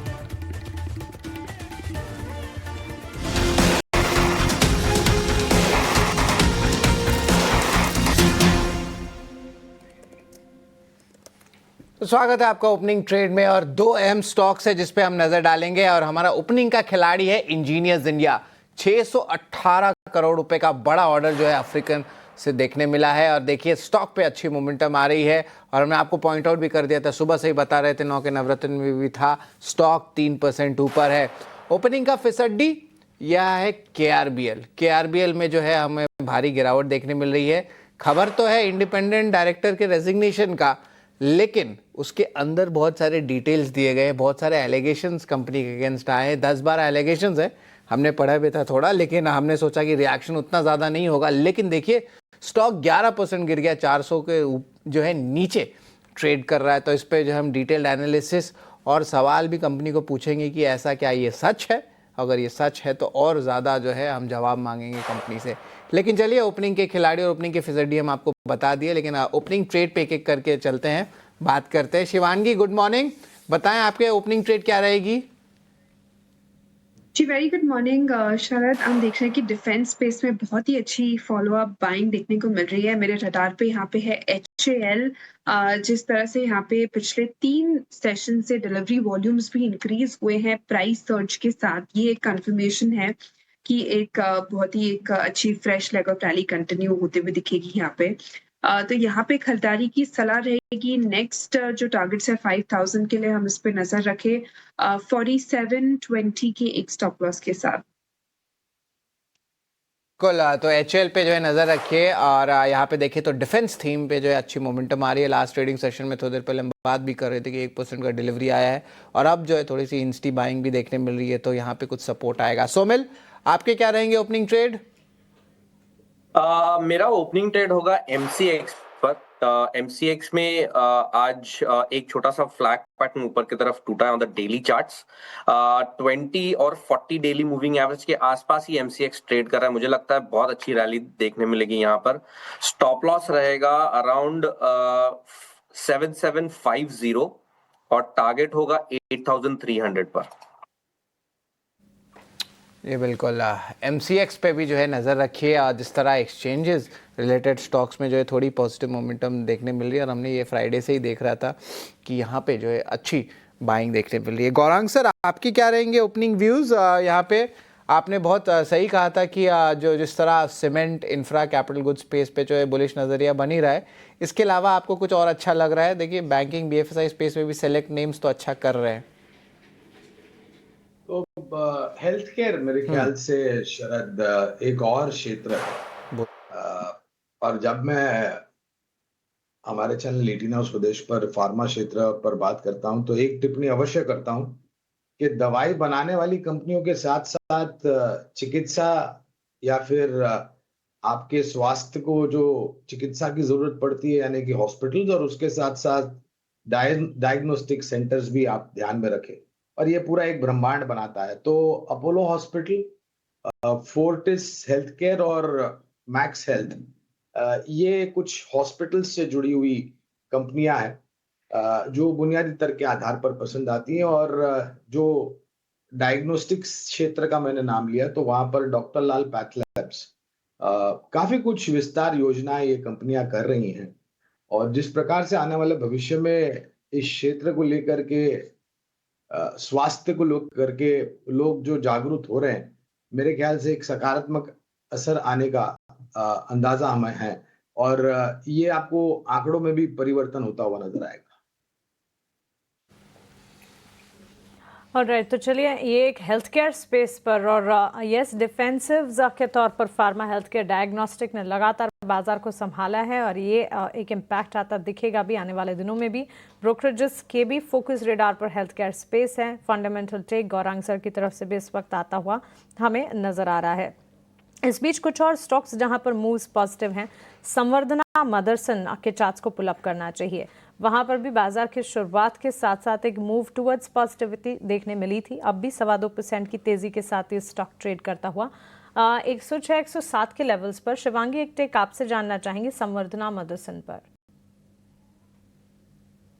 जी, संवर्धन की अगर हम यहाँ बात करें तो काफी एक पॉजिटिव कॉस्ट पूरे सेक्टर का यहाँ पे टेलविंड है। स्पेसिफिकली अगर हम इसकी स्ट्रक्चर को देखें तो यहाँ पे एक ऑफ कोर्स आज एक अच्छे एक्शन देखने को मिल रही है, बट मेरी राय रहेगी कि हम थोड़ा स्टॉप लॉसेस को मेंटेन करते हुए ही इसमें कामकाज करें। लॉस को मेंटेन करते हुए कामकाज करने की राय संवर्धना मदरसन पर हमें मिल रही है। लेकिन जहां ऑटो एंसिलरी ऑटो कंपोनेंट्स की बात कर रहे हैं, एक टेक सौमिल आपसे भारत फोर्ज पर भी जानना चाहेंगे। आज के सत्र में 1.25% के गेंस के साथ भारत फोर्ज की भी शुरुआत होती हुई 1237 के लेवल्स पर। डेफिनेटली पॉजिटिव, पूरा डिफेंस सेक्टर बहुत अच्छा कर रहा है। भारत फॉर्ज में थोड़ा सा एक्सपोजर, बहुत सा एक्सपोजर है, so definitely positive on this.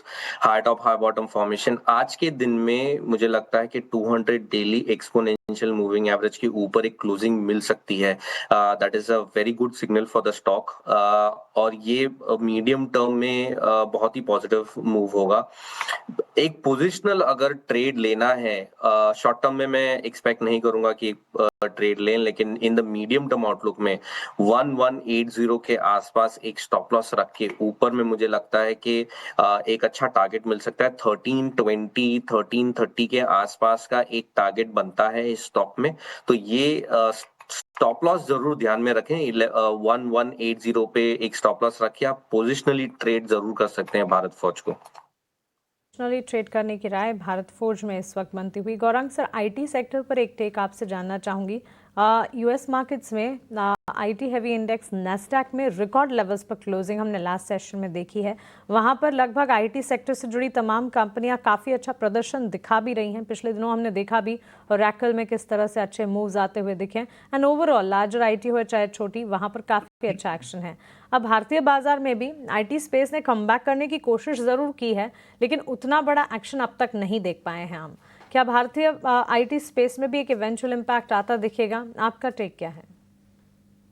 संभवतापूर्वक तो बिल्कुल लग रहा है मानसी, लेकिन दिक्कत यह है कि अमेरिका में बैठे राष्ट्रपति ट्रंप ने आज टिप्पणी करी या कल टिप्पणी करी है कि इस हफ्ते जो फेडरल रिजर्व की बैठक होने वाली है, वहां पर एक बहुत बड़ी ब्याज दरों में कटौती की उम्मीद लेकर के चल रहे हैं। और यही कारण था, हमने देखा आईटी क्षेत्र के शेयर्स और सूचकांक में ऊपर के तरफ के दायरे। लेकिन इसके पहले जब 2 अप्रैल को माननीय राष्ट्रपति ट्रंप ने टैरिफ को लेकर के घोषणा की थी 180 देशों से ज्यादा के ऊपर, तो मेरे ख्याल से बहुत लोगों ने आईटी क्षेत्र के ऊपर मरणोपरांत लेख लिख लिया था और काफी लोगों ने तो ये भी हिदायत दी थी कि आप आईटी क्षेत्र से दूर रहें। देखिए मानसी, ये वास्तविकता हम जानते हैं कि शायद नतीजों को लेकर के जो परिस्थिति हमने पहले तिमाही में देखी, उसका थोड़ा बहुत नकारात्मक असर दूसरी तिमाही में पड़ सकता है। कुछ आईटी क्षेत्र की कंपनियों में एक छोटी सी नकारात्मक झलक हो सकता है, संभवतः तीसरी तिमाही में भी दिखाई दे। लेकिन ये दूसरी तीसरी तिमाही जो 3-6 महीने का समय सीमा है, उसको अगर मैं नजरअंदाज करता हूं और अगर हमारा नजरिया जो कि हमेशा लंबी अवधि के लिए रहता है, 1.5 साल से ज्यादा का नजरिया है, तो जिस मूल्यांकन पर आईटी क्षेत्र के शेयर्स कामकाज कर रहे हैं और जिस प्रकार से घोषणा आ रही है और जिस प्रकार से हमें संभवता नजर आ रही है, हमें लग रहा है कि ये क्षेत्र आपको पहले तो नजरअंदाज नहीं करना चाहिए। अगर आपको नहीं खरीदना है तो मत खरीदिए, लेकिन शॉर्ट पोजीशन मत करिए। और अगर कोई सकारात्मक नजरिया लंबी अवधि का लेकर के चलता है तो दिग्गज आईटी क्षेत्र की कंपनियां हैं, मझौली आईटी क्षेत्र की कंपनियां हैं, छोटी आईटी क्षेत्र की कंपनियां हैं। आज आप बात कर रहे थे कुछ समय पहले टाटा टेक्नोलॉजीज को लेकर के, तो परिवर्तन होगा मानसी, लेकिन एकदम से नहीं होगा। आपको 1.5 साल अगर आपके पास समय सीमा है तो जिस मूल्यांकन पर कामकाज कर रहे हैं आईटी क्षेत्र के शेयर, लंबी अवधि के लिए एक सकारात्मक नजरिया बन के आता है। ठीक है, लंबी अवधि के लिए नज़रिया सकारात्मक बन के आ रहा है, लेकिन हो सकता है कि ये चाल धीमी हो, लेकिन स्लो एंड स्टडी एक मूव ज़रूर देखने मिला है। और पिछले दिनों हमने देखा भी mid cap IT plays, larger IT plays में काफ़ी साइडवेज मूवमेंट्स थे, उसके बाद एक कमबैक हुआ भी और अच्छी खासी मजबूती थी। हालांकि Q2 में किस तरह के रिजल्ट्स पैन आउट होते हैं इस पर भी खास तौर से आपको नज़र रखनी चाहिए, लेकिन IT sector all in all ना लॉन्ग टर्म प्ले फिलहाल वॉच लिस्ट में रखा जा सकता है इसे। अब बात करते हैं एनर्जी स्पेस की, और एनर्जी स्पेस पिछले पूरे हफ्ते आउट परफॉर्म कर रहा था। आज के सत्र में भी निफ्टी एनर्जी इंडेक्स में करीब 150 अंकों की मजबूती नजर आ रही है। कॉन्स्टिट्यूएंट्स की ही अगर बात करें एनर्जी स्पेस में इन पर्टिकुलर, इस वक्त CESC का स्टॉक प्राइस अगर देखें वहां पर करीब 3% की तेजी है। त्रिवेणी टर्बाइन जैसे स्टॉक्स में 2-2.25% की तेजी है। सौमिल एक टेक आपसे जानना चाहेंगे, CESC देखें 3.5% की तेजी, 165 के स्तन। त्रिवेणी टर्बाइन देखें 2-2.25% की तेजी, 543-544 के स्तर पर इस वक्त कामकाज करता हुआ। दोनों में से अगर पोजीशंस हैं इंटैक्ट रखी है पार्टिसिपेंट्स ने, उनके लिए राय क्या होगी? दोनों में से मेरा preferred would be CESC definitely. 200 daily moving average पे आज ही ऊपर की तरफ ब्रेकआउट मिला है, उसके ऊपर कट हुआ है। 2040 डेली मूविंग एवरेज पे सपोर्ट है। ग्रेट सेटअप, यहाँ से मोमेंटम बहुत ही स्ट्रांग है। मुझे लगता है कि इसमें एक अच्छी रैली देखने मिल सकती है।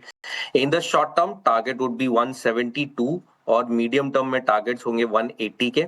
नीचे में जो स्टॉप लॉस रहेंगे वो अराउंड 159, और उसके अगर नीचे एक और सपोर्ट चाहिए in the medium term outlook तो 153 के आसपास रहेगा।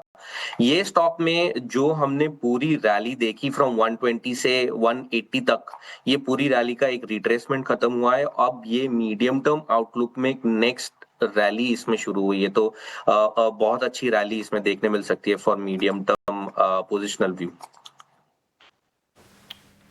ये बिल्कुल आज जो है डिफेंस सेक्टर पे भी जो है तेज़ी देखने मिल रही है, और इसके क्या रीजंस हैं। एक डिफेंस सेक्टर का मैनुअल भी आया है 2025 का, जो रक्षा मंत्री राजनाथ सिंह ने जो है निकाला है।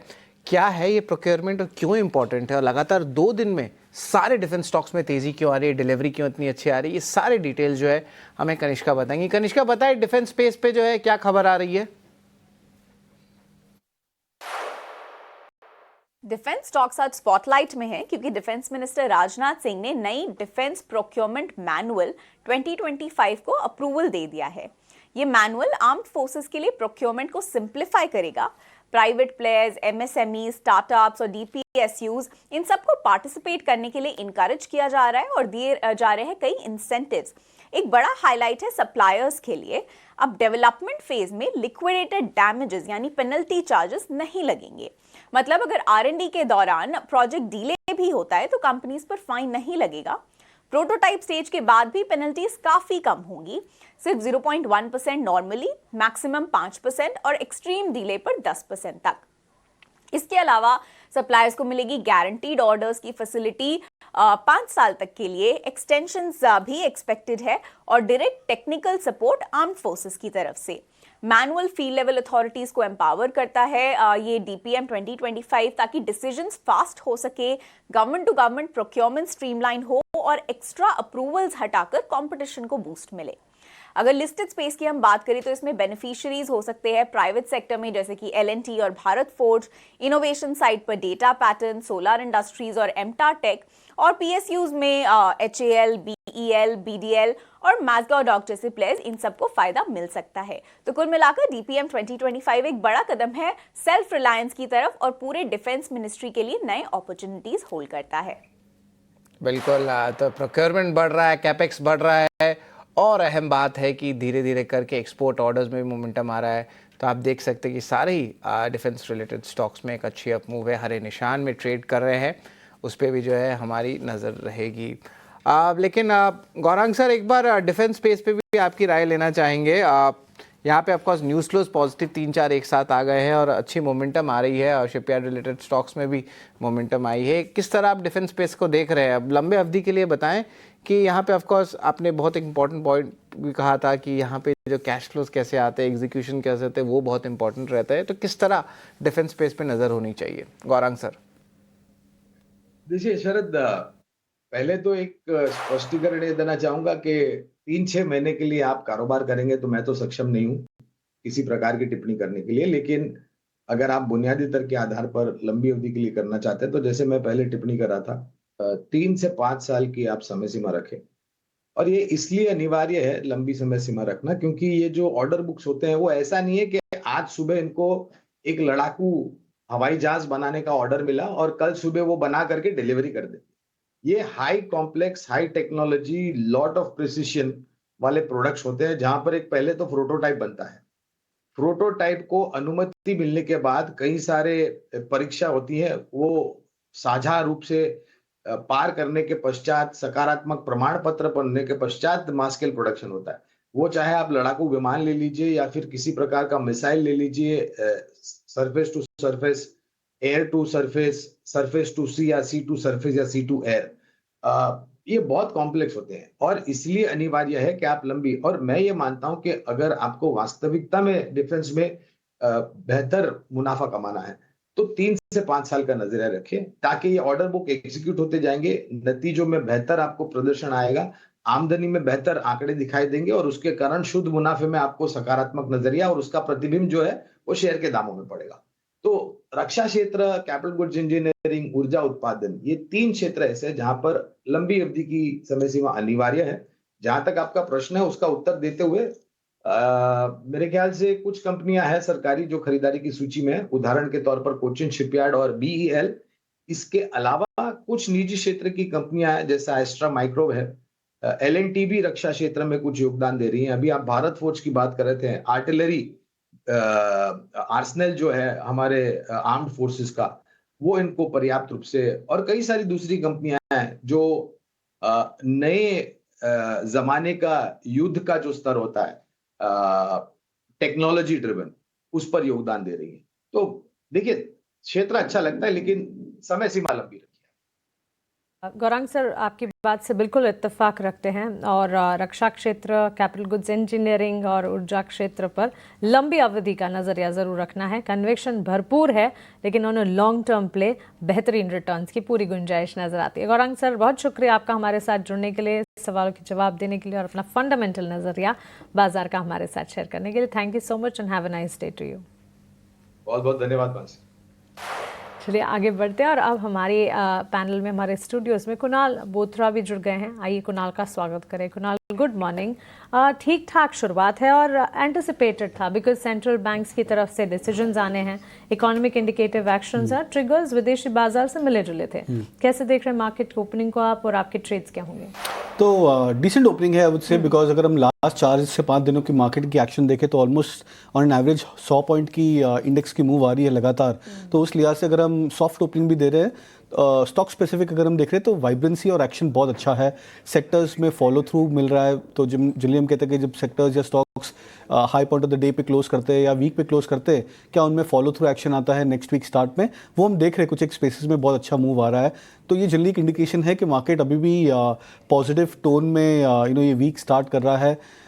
मेरा मानना है कि अभी यहाँ पे हमें देखना पड़ेगा चेंज ऑफ स्टैंड जो हुआ था लास्ट वीक 25,000 जैसे हमने क्रॉस किया था इंडेक्स में, वहाँ पर हमने देखा कि बहुत अच्छी चेंज हुई थी। पुट कॉल राइटर्स से स्टैंड्स पुट राइटिंग पे चला गया है।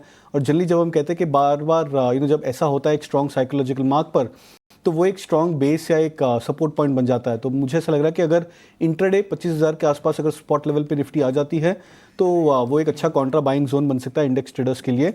स्टॉक स्पेसिफिक अगर मैं बात करूं तो मैं 2 कॉल यहाँ पे इनिशिएट करूंगा। पहला रहेगा बजाज फिनसर्व पे। जो हालांकि आई थिंक एक स्लाइट अंडर परफॉर्मर रहा है अपने इमीडिएट पेयर बजाज फाइनेंस से, बट मुझे ऐसा लग रहा है कि आई थिंक ये मोमेंटम पिकअप हो सकता है बजाज फिनसर्व में। तो मैं सजेस्ट करूंगा बाय के लिए 21-25 का टारगेट रख सकते हैं, स्टॉप लॉस 2055 का। और सेकंड रहेगा बाय हिंदुस्तान जिंक पे। ये भी एक इंटरेस्टिंग चार्ट बनता हुआ नजर आ रहा है। लास्ट 2 दिन से हमने देखा कि बहुत अच्छा मोमेंटम आया है हिंदुस्तान जिंक में भी, तो मैं इसको सजेस्ट करूंगा बाय के लिए 478 का टारगेट रख सकते हैं, स्टॉप लॉस 450 का। ओके, बजाज फिनसर्व और हिंदुस्तान जिंक 2 कॉल कुणाल की तरफ से मार्केट ओपनिंग के ठीक बाद। कुणाल से और भी बातचीत होगी स्टॉक स्पेसिफिक, लेकिन Shivangi mid cap small cap का खेमा एक बार देखते हैं और वहाँ पर स्टॉक स्पेसिफिक कहाँ पर मूव्स हैं वो समझने की कोशिश करते हैं। मिड कैप प्लेयर्स में सबसे आगे शिप बिल्डिंग है, रेलवे स्टॉक्स हैं, कुछ चुनिंदा रियल एस्टेट कंपनियां हैं और infra related stocks like IRB infra है जहां पर हम देख रहे हैं अच्छा एक्शन। और स्मॉल कैप के बास्केट में अगर आप देखेंगे on the face of it again railway stocks हैं, इसके अलावा ITI लिमिटेड के स्टॉक को एक बार पुल अप करना चाहिए। इस स्टॉक पर आपसे राय जानना चाहेंगे। 5.25% की तेजी ITI लिमिटेड में नजर आ रही है और बात करते करते रेलटेल के स्टॉक प्राइस में 8% के मूव्स हैं। सो स्मॉल कैप में स्टॉक स्पेसिफिक अपॉर्चुनिटीज डेवलप हो रही हैं। ITI लिमिटेड, रेलटेल जैसे काउंटर्स जिनकी एग्जिस्टिंग पोजीशन है, क्या प्रॉफिट बुक करने के बारे में सोचना चाहिए यहाँ पर? जी जो रेलवे स्टॉक्स में काफी एक अच्छा मोमेंटम देखने को मिला है। बहुत ही अच्छी यहाँ पे शॉर्ट्स जो है वो कवर होते हुए दिखी है। अगर हम छोटे मजो वाले स्टॉक्स की बात करें तो यहाँ पे एक इम्पोर्टेंट लेवल्स जरूर ब्रीच होते हुए दिखे हैं। तो कहीं ना कहीं स्ट्रेंथ यहाँ बिल्डअप होते हुए दिखा है। नेगेशन हुआ है वीकली बेसिस पे और मंथ ऑन मंथ बेसिस पे भी हम देख रहे हैं पिछले 1.5 महीने के पूरे लॉसेस को रिकूप करते हुए भी दिखा है ये स्टॉक। तो रेल टेल अगर हम स्पेसिफिकली बात करें तो मोमेंटम यहाँ कंटिन्यू होते हुए दिख रही है 415 इमीडिएटली और फिर थोड़े हायर लेवल्स 420 तक के लिए। But of course stop losses maintain करें, 400 का एक अहम सपोर्ट रहेगा। जी बिल्कुल, रेलवे रिलेटेड स्टॉक्स ऑर्डर्स भी आ रहे हैं और रेलटेल के हाल ही में स्मार्ट क्लासेस के भी ऑर्डर जो है लास्ट वीक देखने मिले थे 700 करोड़ के ऊपर। अब देखिए 8% ऊपर है दिन के ट्रेड में, तो रेलवेज तो है थम नहीं रही है और देखे तो बहुत अच्छी मोमेंटम देखने मिल रही है। लेकिन इंटरेस्ट रेट सेंसिटिव स्टॉक्स पूरा जो है इस हफ्ते इस पे ही फोकस रहने वाला। 17 तारीख को फेड रेट कट का एक्सपेक्टेशंस है, हमारे CPI डेटा भी आई और खासकर कि कंजम्पशन के बड़े इवेंट के पहले ऑलरेडी बजाज फाइनेंस जो है एक अच्छी अपमूव दे रहा है और आज भी देखें तो लगभग 1.5% ऊपर है। कुणाल, एक बार बजाज फाइनेंस पे नज़र डालें क्योंकि बजाज फाइनेंस एकमात्र जो पहला कंपनी होता है लीडर जब वो मूव करता है फिर बाद में बाकी सारे NBFCs आते हैं।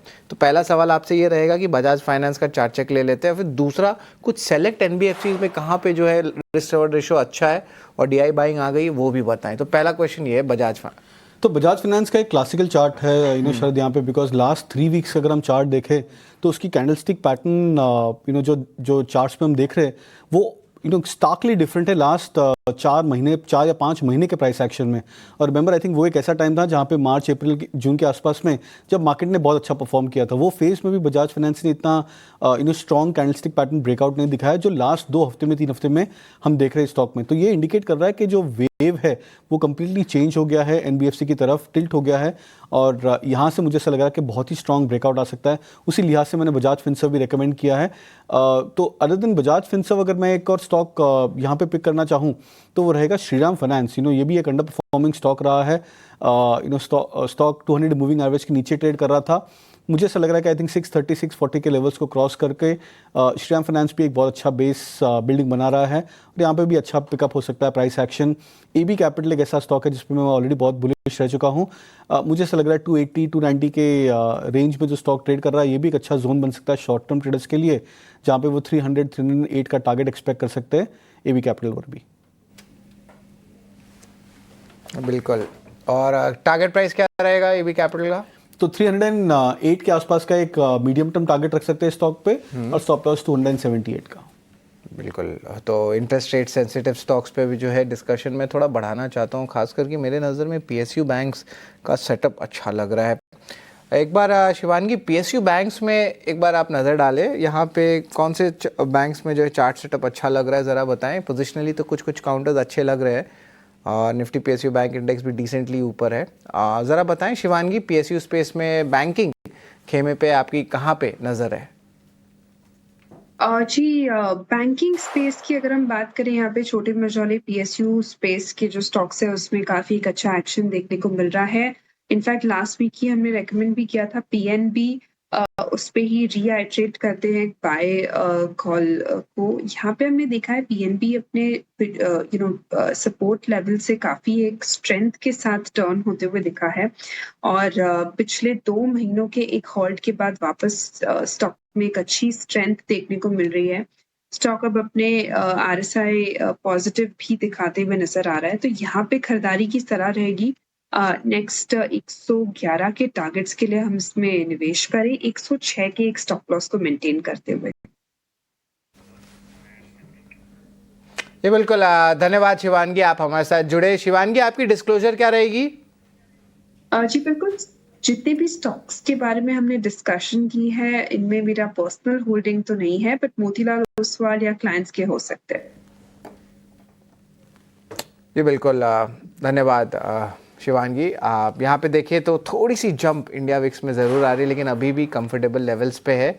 इस हफ्ते मैक्रो डेटा पे बहुत सारा जो है मूव्स अप मूव्स देखने मिलेगा। थोड़ी देर पहले हम इंटरेस्ट रेट सेंसिटिव स्टॉक्स के बारे में भी बात कर रहे थे और इस पे जो है हमारी नज़र ज़रूर रहेगी। लेकिन गोल्ड सिल्वर ट्रेड्स भी थोड़े से म्यूटेड हो रहे हैं। जिस तरह 17 तारीख को सारे एसेट क्लासेस वेट कर रहे हैं। एक बार मेटल स्पेस पे जो है राय लेना चाहूँगा कुणाल आपसे। मेटल स्पेस देखा जाए तो फंडामेंटली जब इंटरेस्ट रेट का सिनारियो होता है तो यहाँ पे थोड़ी सी बाइंग आती है। चाइना भी अपने प्रोडक्शन कुछ इंपॉर्टेंट एलिमेंट्स को कम कर रहा है, लेकिन टेक्निकली मेटल स्पेस बहुत दिनों के बाद, बहुत महीनों के बाद एक ब्रेकआउट दिया और सस्टेन हो रहा है। ज़रा बताएं यहाँ पे कोई अट्रैक्टिव लग रहा है आपको? शॉर्ट टर्म बेसिस पे ही बता दें। तो टाटा स्टील सबसे बेस्ट होता है। तो पहले तो मैं कहूँगा कि हाँ, आई थिंक मेटल स्टॉक्स में बहुत अच्छा ब्रेकआउट है। करेक्ट। और पूरा जिस सेक्टर में वाइब्रेंसी वापस आई है, ये बहुत ही स्ट्रॉन्ग इंडिकेशन है कि यहाँ पे हम देख रहे हैं कि एक बहुत अच्छा ट्रेंड उभर के आएगा। अब उस दायरे में जब हम देखते हैं तो हम काफ़ी सारे स्टॉक्स को जब हम रिलेटिव स्ट्रेंथ बेसिस पे एनालाइज करते हैं तो वहाँ पे हम देखते हैं कि टाटा स्टील एक स्ट्रॉन्ग स्टॉक बन के हुए नज़र आ रहा है। हिंडाल्को ने एक अच्छा आउट परफॉर्मिंग मूव दिया है। जब स्टॉक ने लास्ट टाइम -750 के जोन को एक ब्रेक किया था, वहाँ से मुझे ऐसा लगा कि स्टॉक में स्ट्रेंथ बहुत अच्छा मेंटेन हुआ है। सेल 120-30 के आसपास बहुत टाइम से रेंज बाउंड ट्रेड कर रहा था, बट स्टॉक ने भी 140 के लेवल्स को ब्रेक करके अच्छा मोमेंटम पिक किया है। सबसे खास बात जो सेक्टर में थी वो थी JSW स्टील की, बिकॉज 2025 मिड के आसपास ये स्टॉक एक अंडर परफॉर्मिंग स्टॉक बन गया था एंटायर मेटल सेक्टर में, बट ये स्टॉक ने एक अच्छा ब्रेकआउट दिया है 1050 के लेवल्स को क्रॉस करके। तो काफ़ी सारे जो अंडर परफॉर्मिंग स्टॉक्स थे विद इन द सेक्टर, काफ़ी सारे जो हाई पोटेंशियल स्टॉक्स थे, उन सब ने एक अच्छा ब्रेकआउट या एक कोहेरेंट मूव दिया है, जो हम एंटिसिपेट करते हैं कि एक इंडिकेशन है स्ट्रॉन्ग सेक्टर अपसाइड का। तो मुझे ऐसा लग रहा है टाटा स्टील एक अच्छा बेट बन सकता है। करंट लेवल्स पे 170 के आसपास स्टॉक ट्रेड कर रहा है। शॉर्ट टर्म ट्रेडर्स यहाँ से अगर 1 वीक या 3 वीक्स का टाइम फ्रेम रखे तो मेरे अनुमान से 180 का एक शॉर्ट टर्म टारगेट रख सकते हैं, स्टॉप लॉस 165 का। एक्चुअली टाटा स्टील पर आज सुबह भी एक्सपर्ट का फोकस था और अब वापस कुणाल की तरफ से भी कन्विक्शन। लेकिन मुंबई फिर से पानी पानी हो चुकी है, क्योंकि हम देख रहे हैं लगातार बारिश जो है वो जारी है मुंबई में, और अब IMD की तरफ से रेड अलर्ट भी अनाउंस कर दिया गया है। और मौसम की चाल जो है पूरे महाराष्ट्र में ही और मुंबई में भी बीती रात से ही झमाझम बारिश शुरू हुई थी और आज सुबह तेज़ बारिश लगातार चल रही है और इलाकों में पानी जल भराव की स्थिति भी हो चुकी है। साउथ के बॉम्बे की साइड अगर देखेंगे जल भराव की स्थिति हुई है, सबर्ब्स में भी बारिश लगातार जारी है और इसी के चलते मौसम विभाग ने रेड अलर्ट जारी किया है। इंडिगो ने ट्रैवल एडवाइजरी भी जारी कर दी है इस मौसम और ये हालात को देखते हुए, बिकॉज इतनी ज़्यादा बारिश है, वेदर पैटर्न्स लगातार चेंज हो रहे हैं और एकाएक जिस तरह से ज़रा बारिश तो गुरुवार से ही जारी थी, लेकिन ओवर द वीकेंड और बीती रात से लगातार बारिश जो है वो जारी है और आज सुबह से ही तेज़ बारिश के चलते मौसम विभाग ने रेड अलर्ट जारी किया है और एडवाइजरी अब एयरलाइंस की तरफ से भी आती हुई दिखी हैं। इंडिगो पर भी एक नज़र डाल लेते हैं। वैसे इस वक्त अगर आप देखेंगे जस्ट एडवाइजरी जिसकी बात करें, मुंबई में भारी बारिश को लेकर एडवाइजरी जारी की गई है। स्टॉक प्राइस में एक बार टेक ज़रूर लेंगे, लेकिन इस वक्त एयरपोर्ट की सड़कों पर भारी बारिश के कारण देरी हो रही है और रनवेज जो हैं वहाँ पर काफ़ी हद तक प्रॉब्लम्स सिचुएशन जो है इंटेंस और कंसर्न्स वाली हो रही होंगी। इसी के चलते भारी बारिश से यातायात भी प्रभावित हुई है, उड़ानों पर भी असर पड़ा है और इसी के चलते रनवेज पर जिस तरह से हम देख रहे हैं सिचुएशन बिल्टअप होती देखने को मिली है। इंडिगो की तरफ से एक ट्रैवल एडवाइजरी, एयरपोर्ट के सड़कों पर भी भारी बारिश के कारण हम देख रहे हैं सिचुएशन इस वक्त कंसर्न वाली होती हुई। यात्रियों से घर से जल्दी निकलने की हिदायत है बिकॉज ऑफ दिस सिचुएशन। और इनफैक्ट जब बारिश हो जाती है तो मुंबई वैसे ही पीक आवर्स में बहुत ज़्यादा ट्रैफिक के चलते परेशान होती है और बारिश की सिनेरियोज में और ज़्यादा ट्रैफिक में बढ़ोतरी होती है। तो ट्रैवल एडवाइजरी जो है उसमें यही कहा गया है यात्रियों को हो सकता है कि उड़ानों में देरी भी हो लेकिन घर से जल्दी निकलने की अपील की गई है। इंडिगो की इस ट्रैवल एडवाइजरी में यातायात प्रभावित हो सकती है, उड़ानों पर भी असर हो सकता है। कुणाल, एक टेक इंडिगो पर भी आपसे जानना चाहेंगे। 5737 के लेवल्स पर इस वक्त कामकाज करता हुआ दिख रहा है। तो चार्ट्स की अगर हम बात करें मानसी, तो आई थिंक स्टार्ट ऑफ अगस्त या मिड ऑफ अगस्त के आसपास में एक मेजर गैप डाउन था इंटरग्लोब एविएशन पे, जहाँ पे स्टॉक ने 6100 के लेवल्स को ब्रेक करके 5900 का ओपनिंग दिखाया था। वो एक 200 पॉइंट के आसपास का जो गैप है स्टॉक प्राइस में, वो मुझे ऐसा लग रहा है कि एक मेजर रेजिस्टेंस पॉइंट है, बिकॉज उस गैप के बाद में वॉल्यूम की ट्रेंड्स चेंज हो गई है, प्राइस की ट्रेंड चेंज हो गई है, स्टॉक ने इंडेक्स के अपसाइड में पार्टिसिपेट करना छोड़ दिया है। तो हम कहते हैं कि वो एक इन्फ्लेक्शन पॉइंट है स्टॉक के लिए, जहाँ पे वो डाइवर्ज हो गया है इंडेक्स के ट्रेंड से। ये इंडिकेशन होता है कि जब स्टॉक अपने एक अलग जोन में ट्रेड करना चाहता है, तो मुझे ऐसा लग रहा है कि इंटरग्लोब एविएशन थोड़ा सा शायद अंडर परफॉर्म कर सकता है आने वाले कुछ एक हफ्तों के लिए। 5900 और 6100 का मेजर रेजिस्टेंस बैंड है। अगर ये बैंड को स्टॉक क्रॉस ना कर पाए तो मुझे ऐसा लग रहा है शायद वापस स्टॉक रीटेस्ट 5600 या 5500 के लेवल्स को भी रीटेस्ट कर सकता है। ऑलराइट, तो चलिए इंटरग्लोब एविएशन पर ये एक टेक इस वक्त हमें मिलता हुआ। कुछ और स्टॉक्स जहां पर मूव्स पॉजिटिव हैं, बजाज फिनसर्व पर तो कुणाल ने अपना एक टेक दिया है, लेकिन आज हम ट्रेंड के स्टॉक प्राइस में भी एक्शन टुवर्ड्स पॉजिटिविटी देख रहे हैं 5139 के लेवल्स, और ईएमएस कैटेगरी से जुड़े स्टॉक्स में भी मजबूती है, इन पर्टिकुलर एम्बर एंटरप्राइजेस पर भी। एलएनटी पर एक खबर आती दिखी है, 2500 से 5000 करोड़ तक के ऑर्डर विंस की खबर।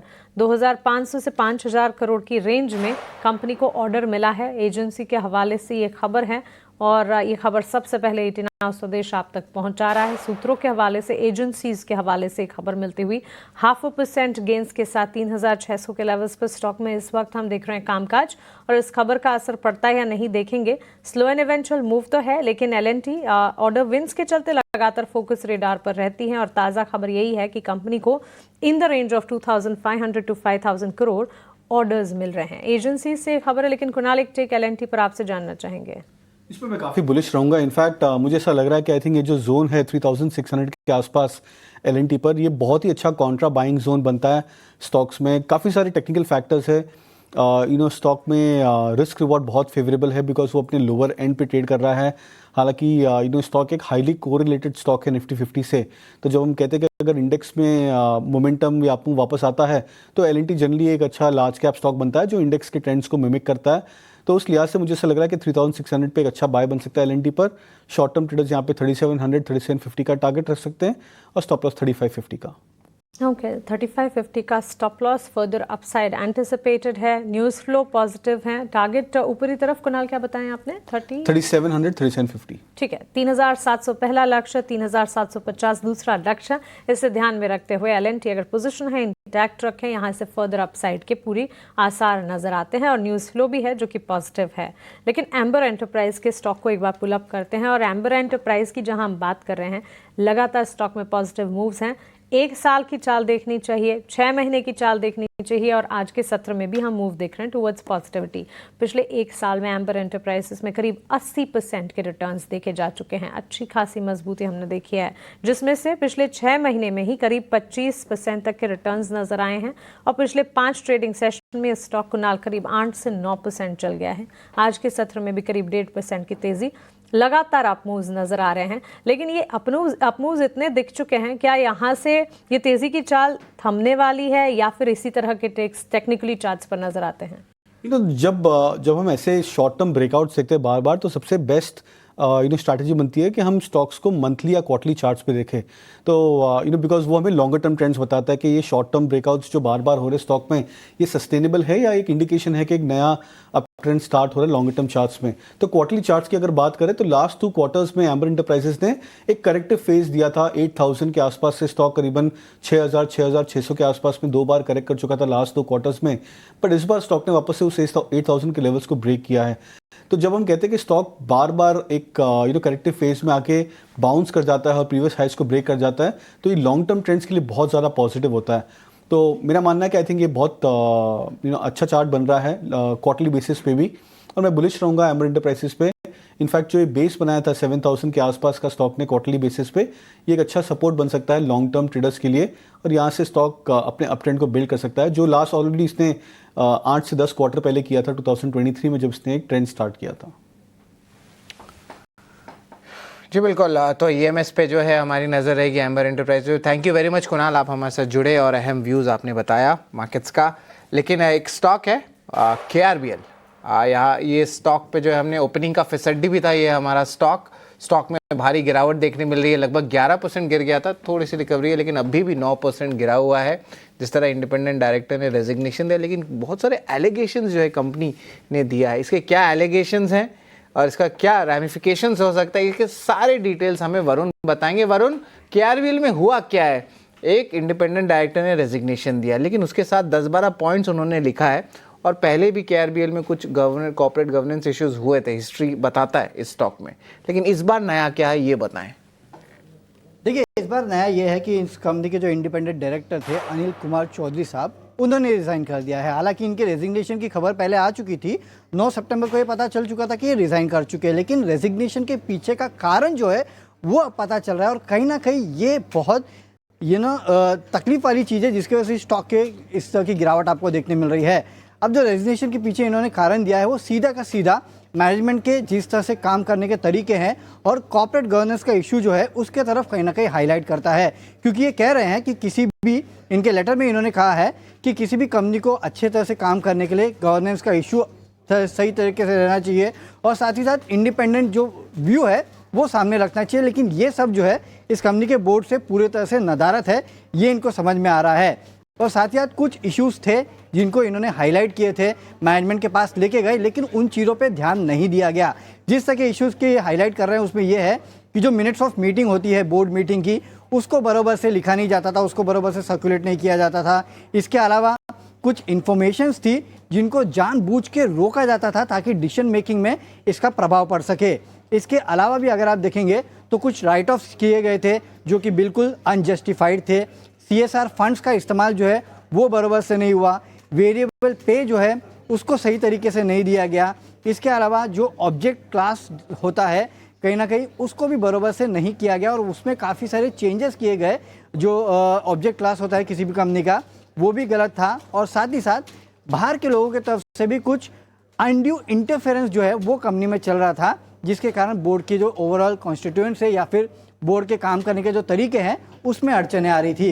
इनका कहना था कि मैंने लगातार इन चीज़ों को बोर्ड के सामने उठाया ये सोच के कि इसका रेजोल्यूशन होगा, लेकिन उसके ऊपर कोई भी रेजोल्यूशन नहीं हुआ, और कुछ हद तक ऑपरेटिंग एनवायरनमेंट ऐसा हो गया था कि शायद इनको साइडलाइन किया जा रहा था। तो ये कुछ ऐसे इश्यूज इन्होंने अपने लेटर में हाईलाइट किए, जो कि इन्होंने अपना लेटर दिया है, जो कि कहीं ना कहीं ये बताते हैं कि बोर्ड का जो कामकाज करने का तरीका है वो सही नहीं है, और कॉर्पोरेट गवर्नेंस के सीधे सीधे लैब्स जो है वो इनके लेटर से सामने आ रहे हैं। इसके लिए आपने देखा था कि 9 तारीख को जब इनके रेजिग्नेशन की खबर आई थी तब इस तरह का इम्पैक्ट नहीं हुआ था, लेकिन अब जब ये लेटर सामने आया है तो आप देख रहे हैं कि स्टॉक की धुलाई हो रही है, क्योंकि लेटर में साफ साफ समझ में आ रहा है कि मैनेजमेंट के काम करने में गड़बड़ी है, और कॉर्पोरेट गवर्नेंस के इश्यूज जो है वो KRBL में साफ समझ में आ रहे हैं इस लेटर के बाद। जी बिल्कुल, धन्यवाद वरुण, आपने जो है पूरी तरह डिटेल्स बता दी KRBL के लिए, और क्या रीजंस हैं जिसके द्वारा इतनी भारी गिरावट देखने मिल रही है स्टॉक में, लगभग 9% गिरा है। Thank you very much Varun. लेकिन चलिए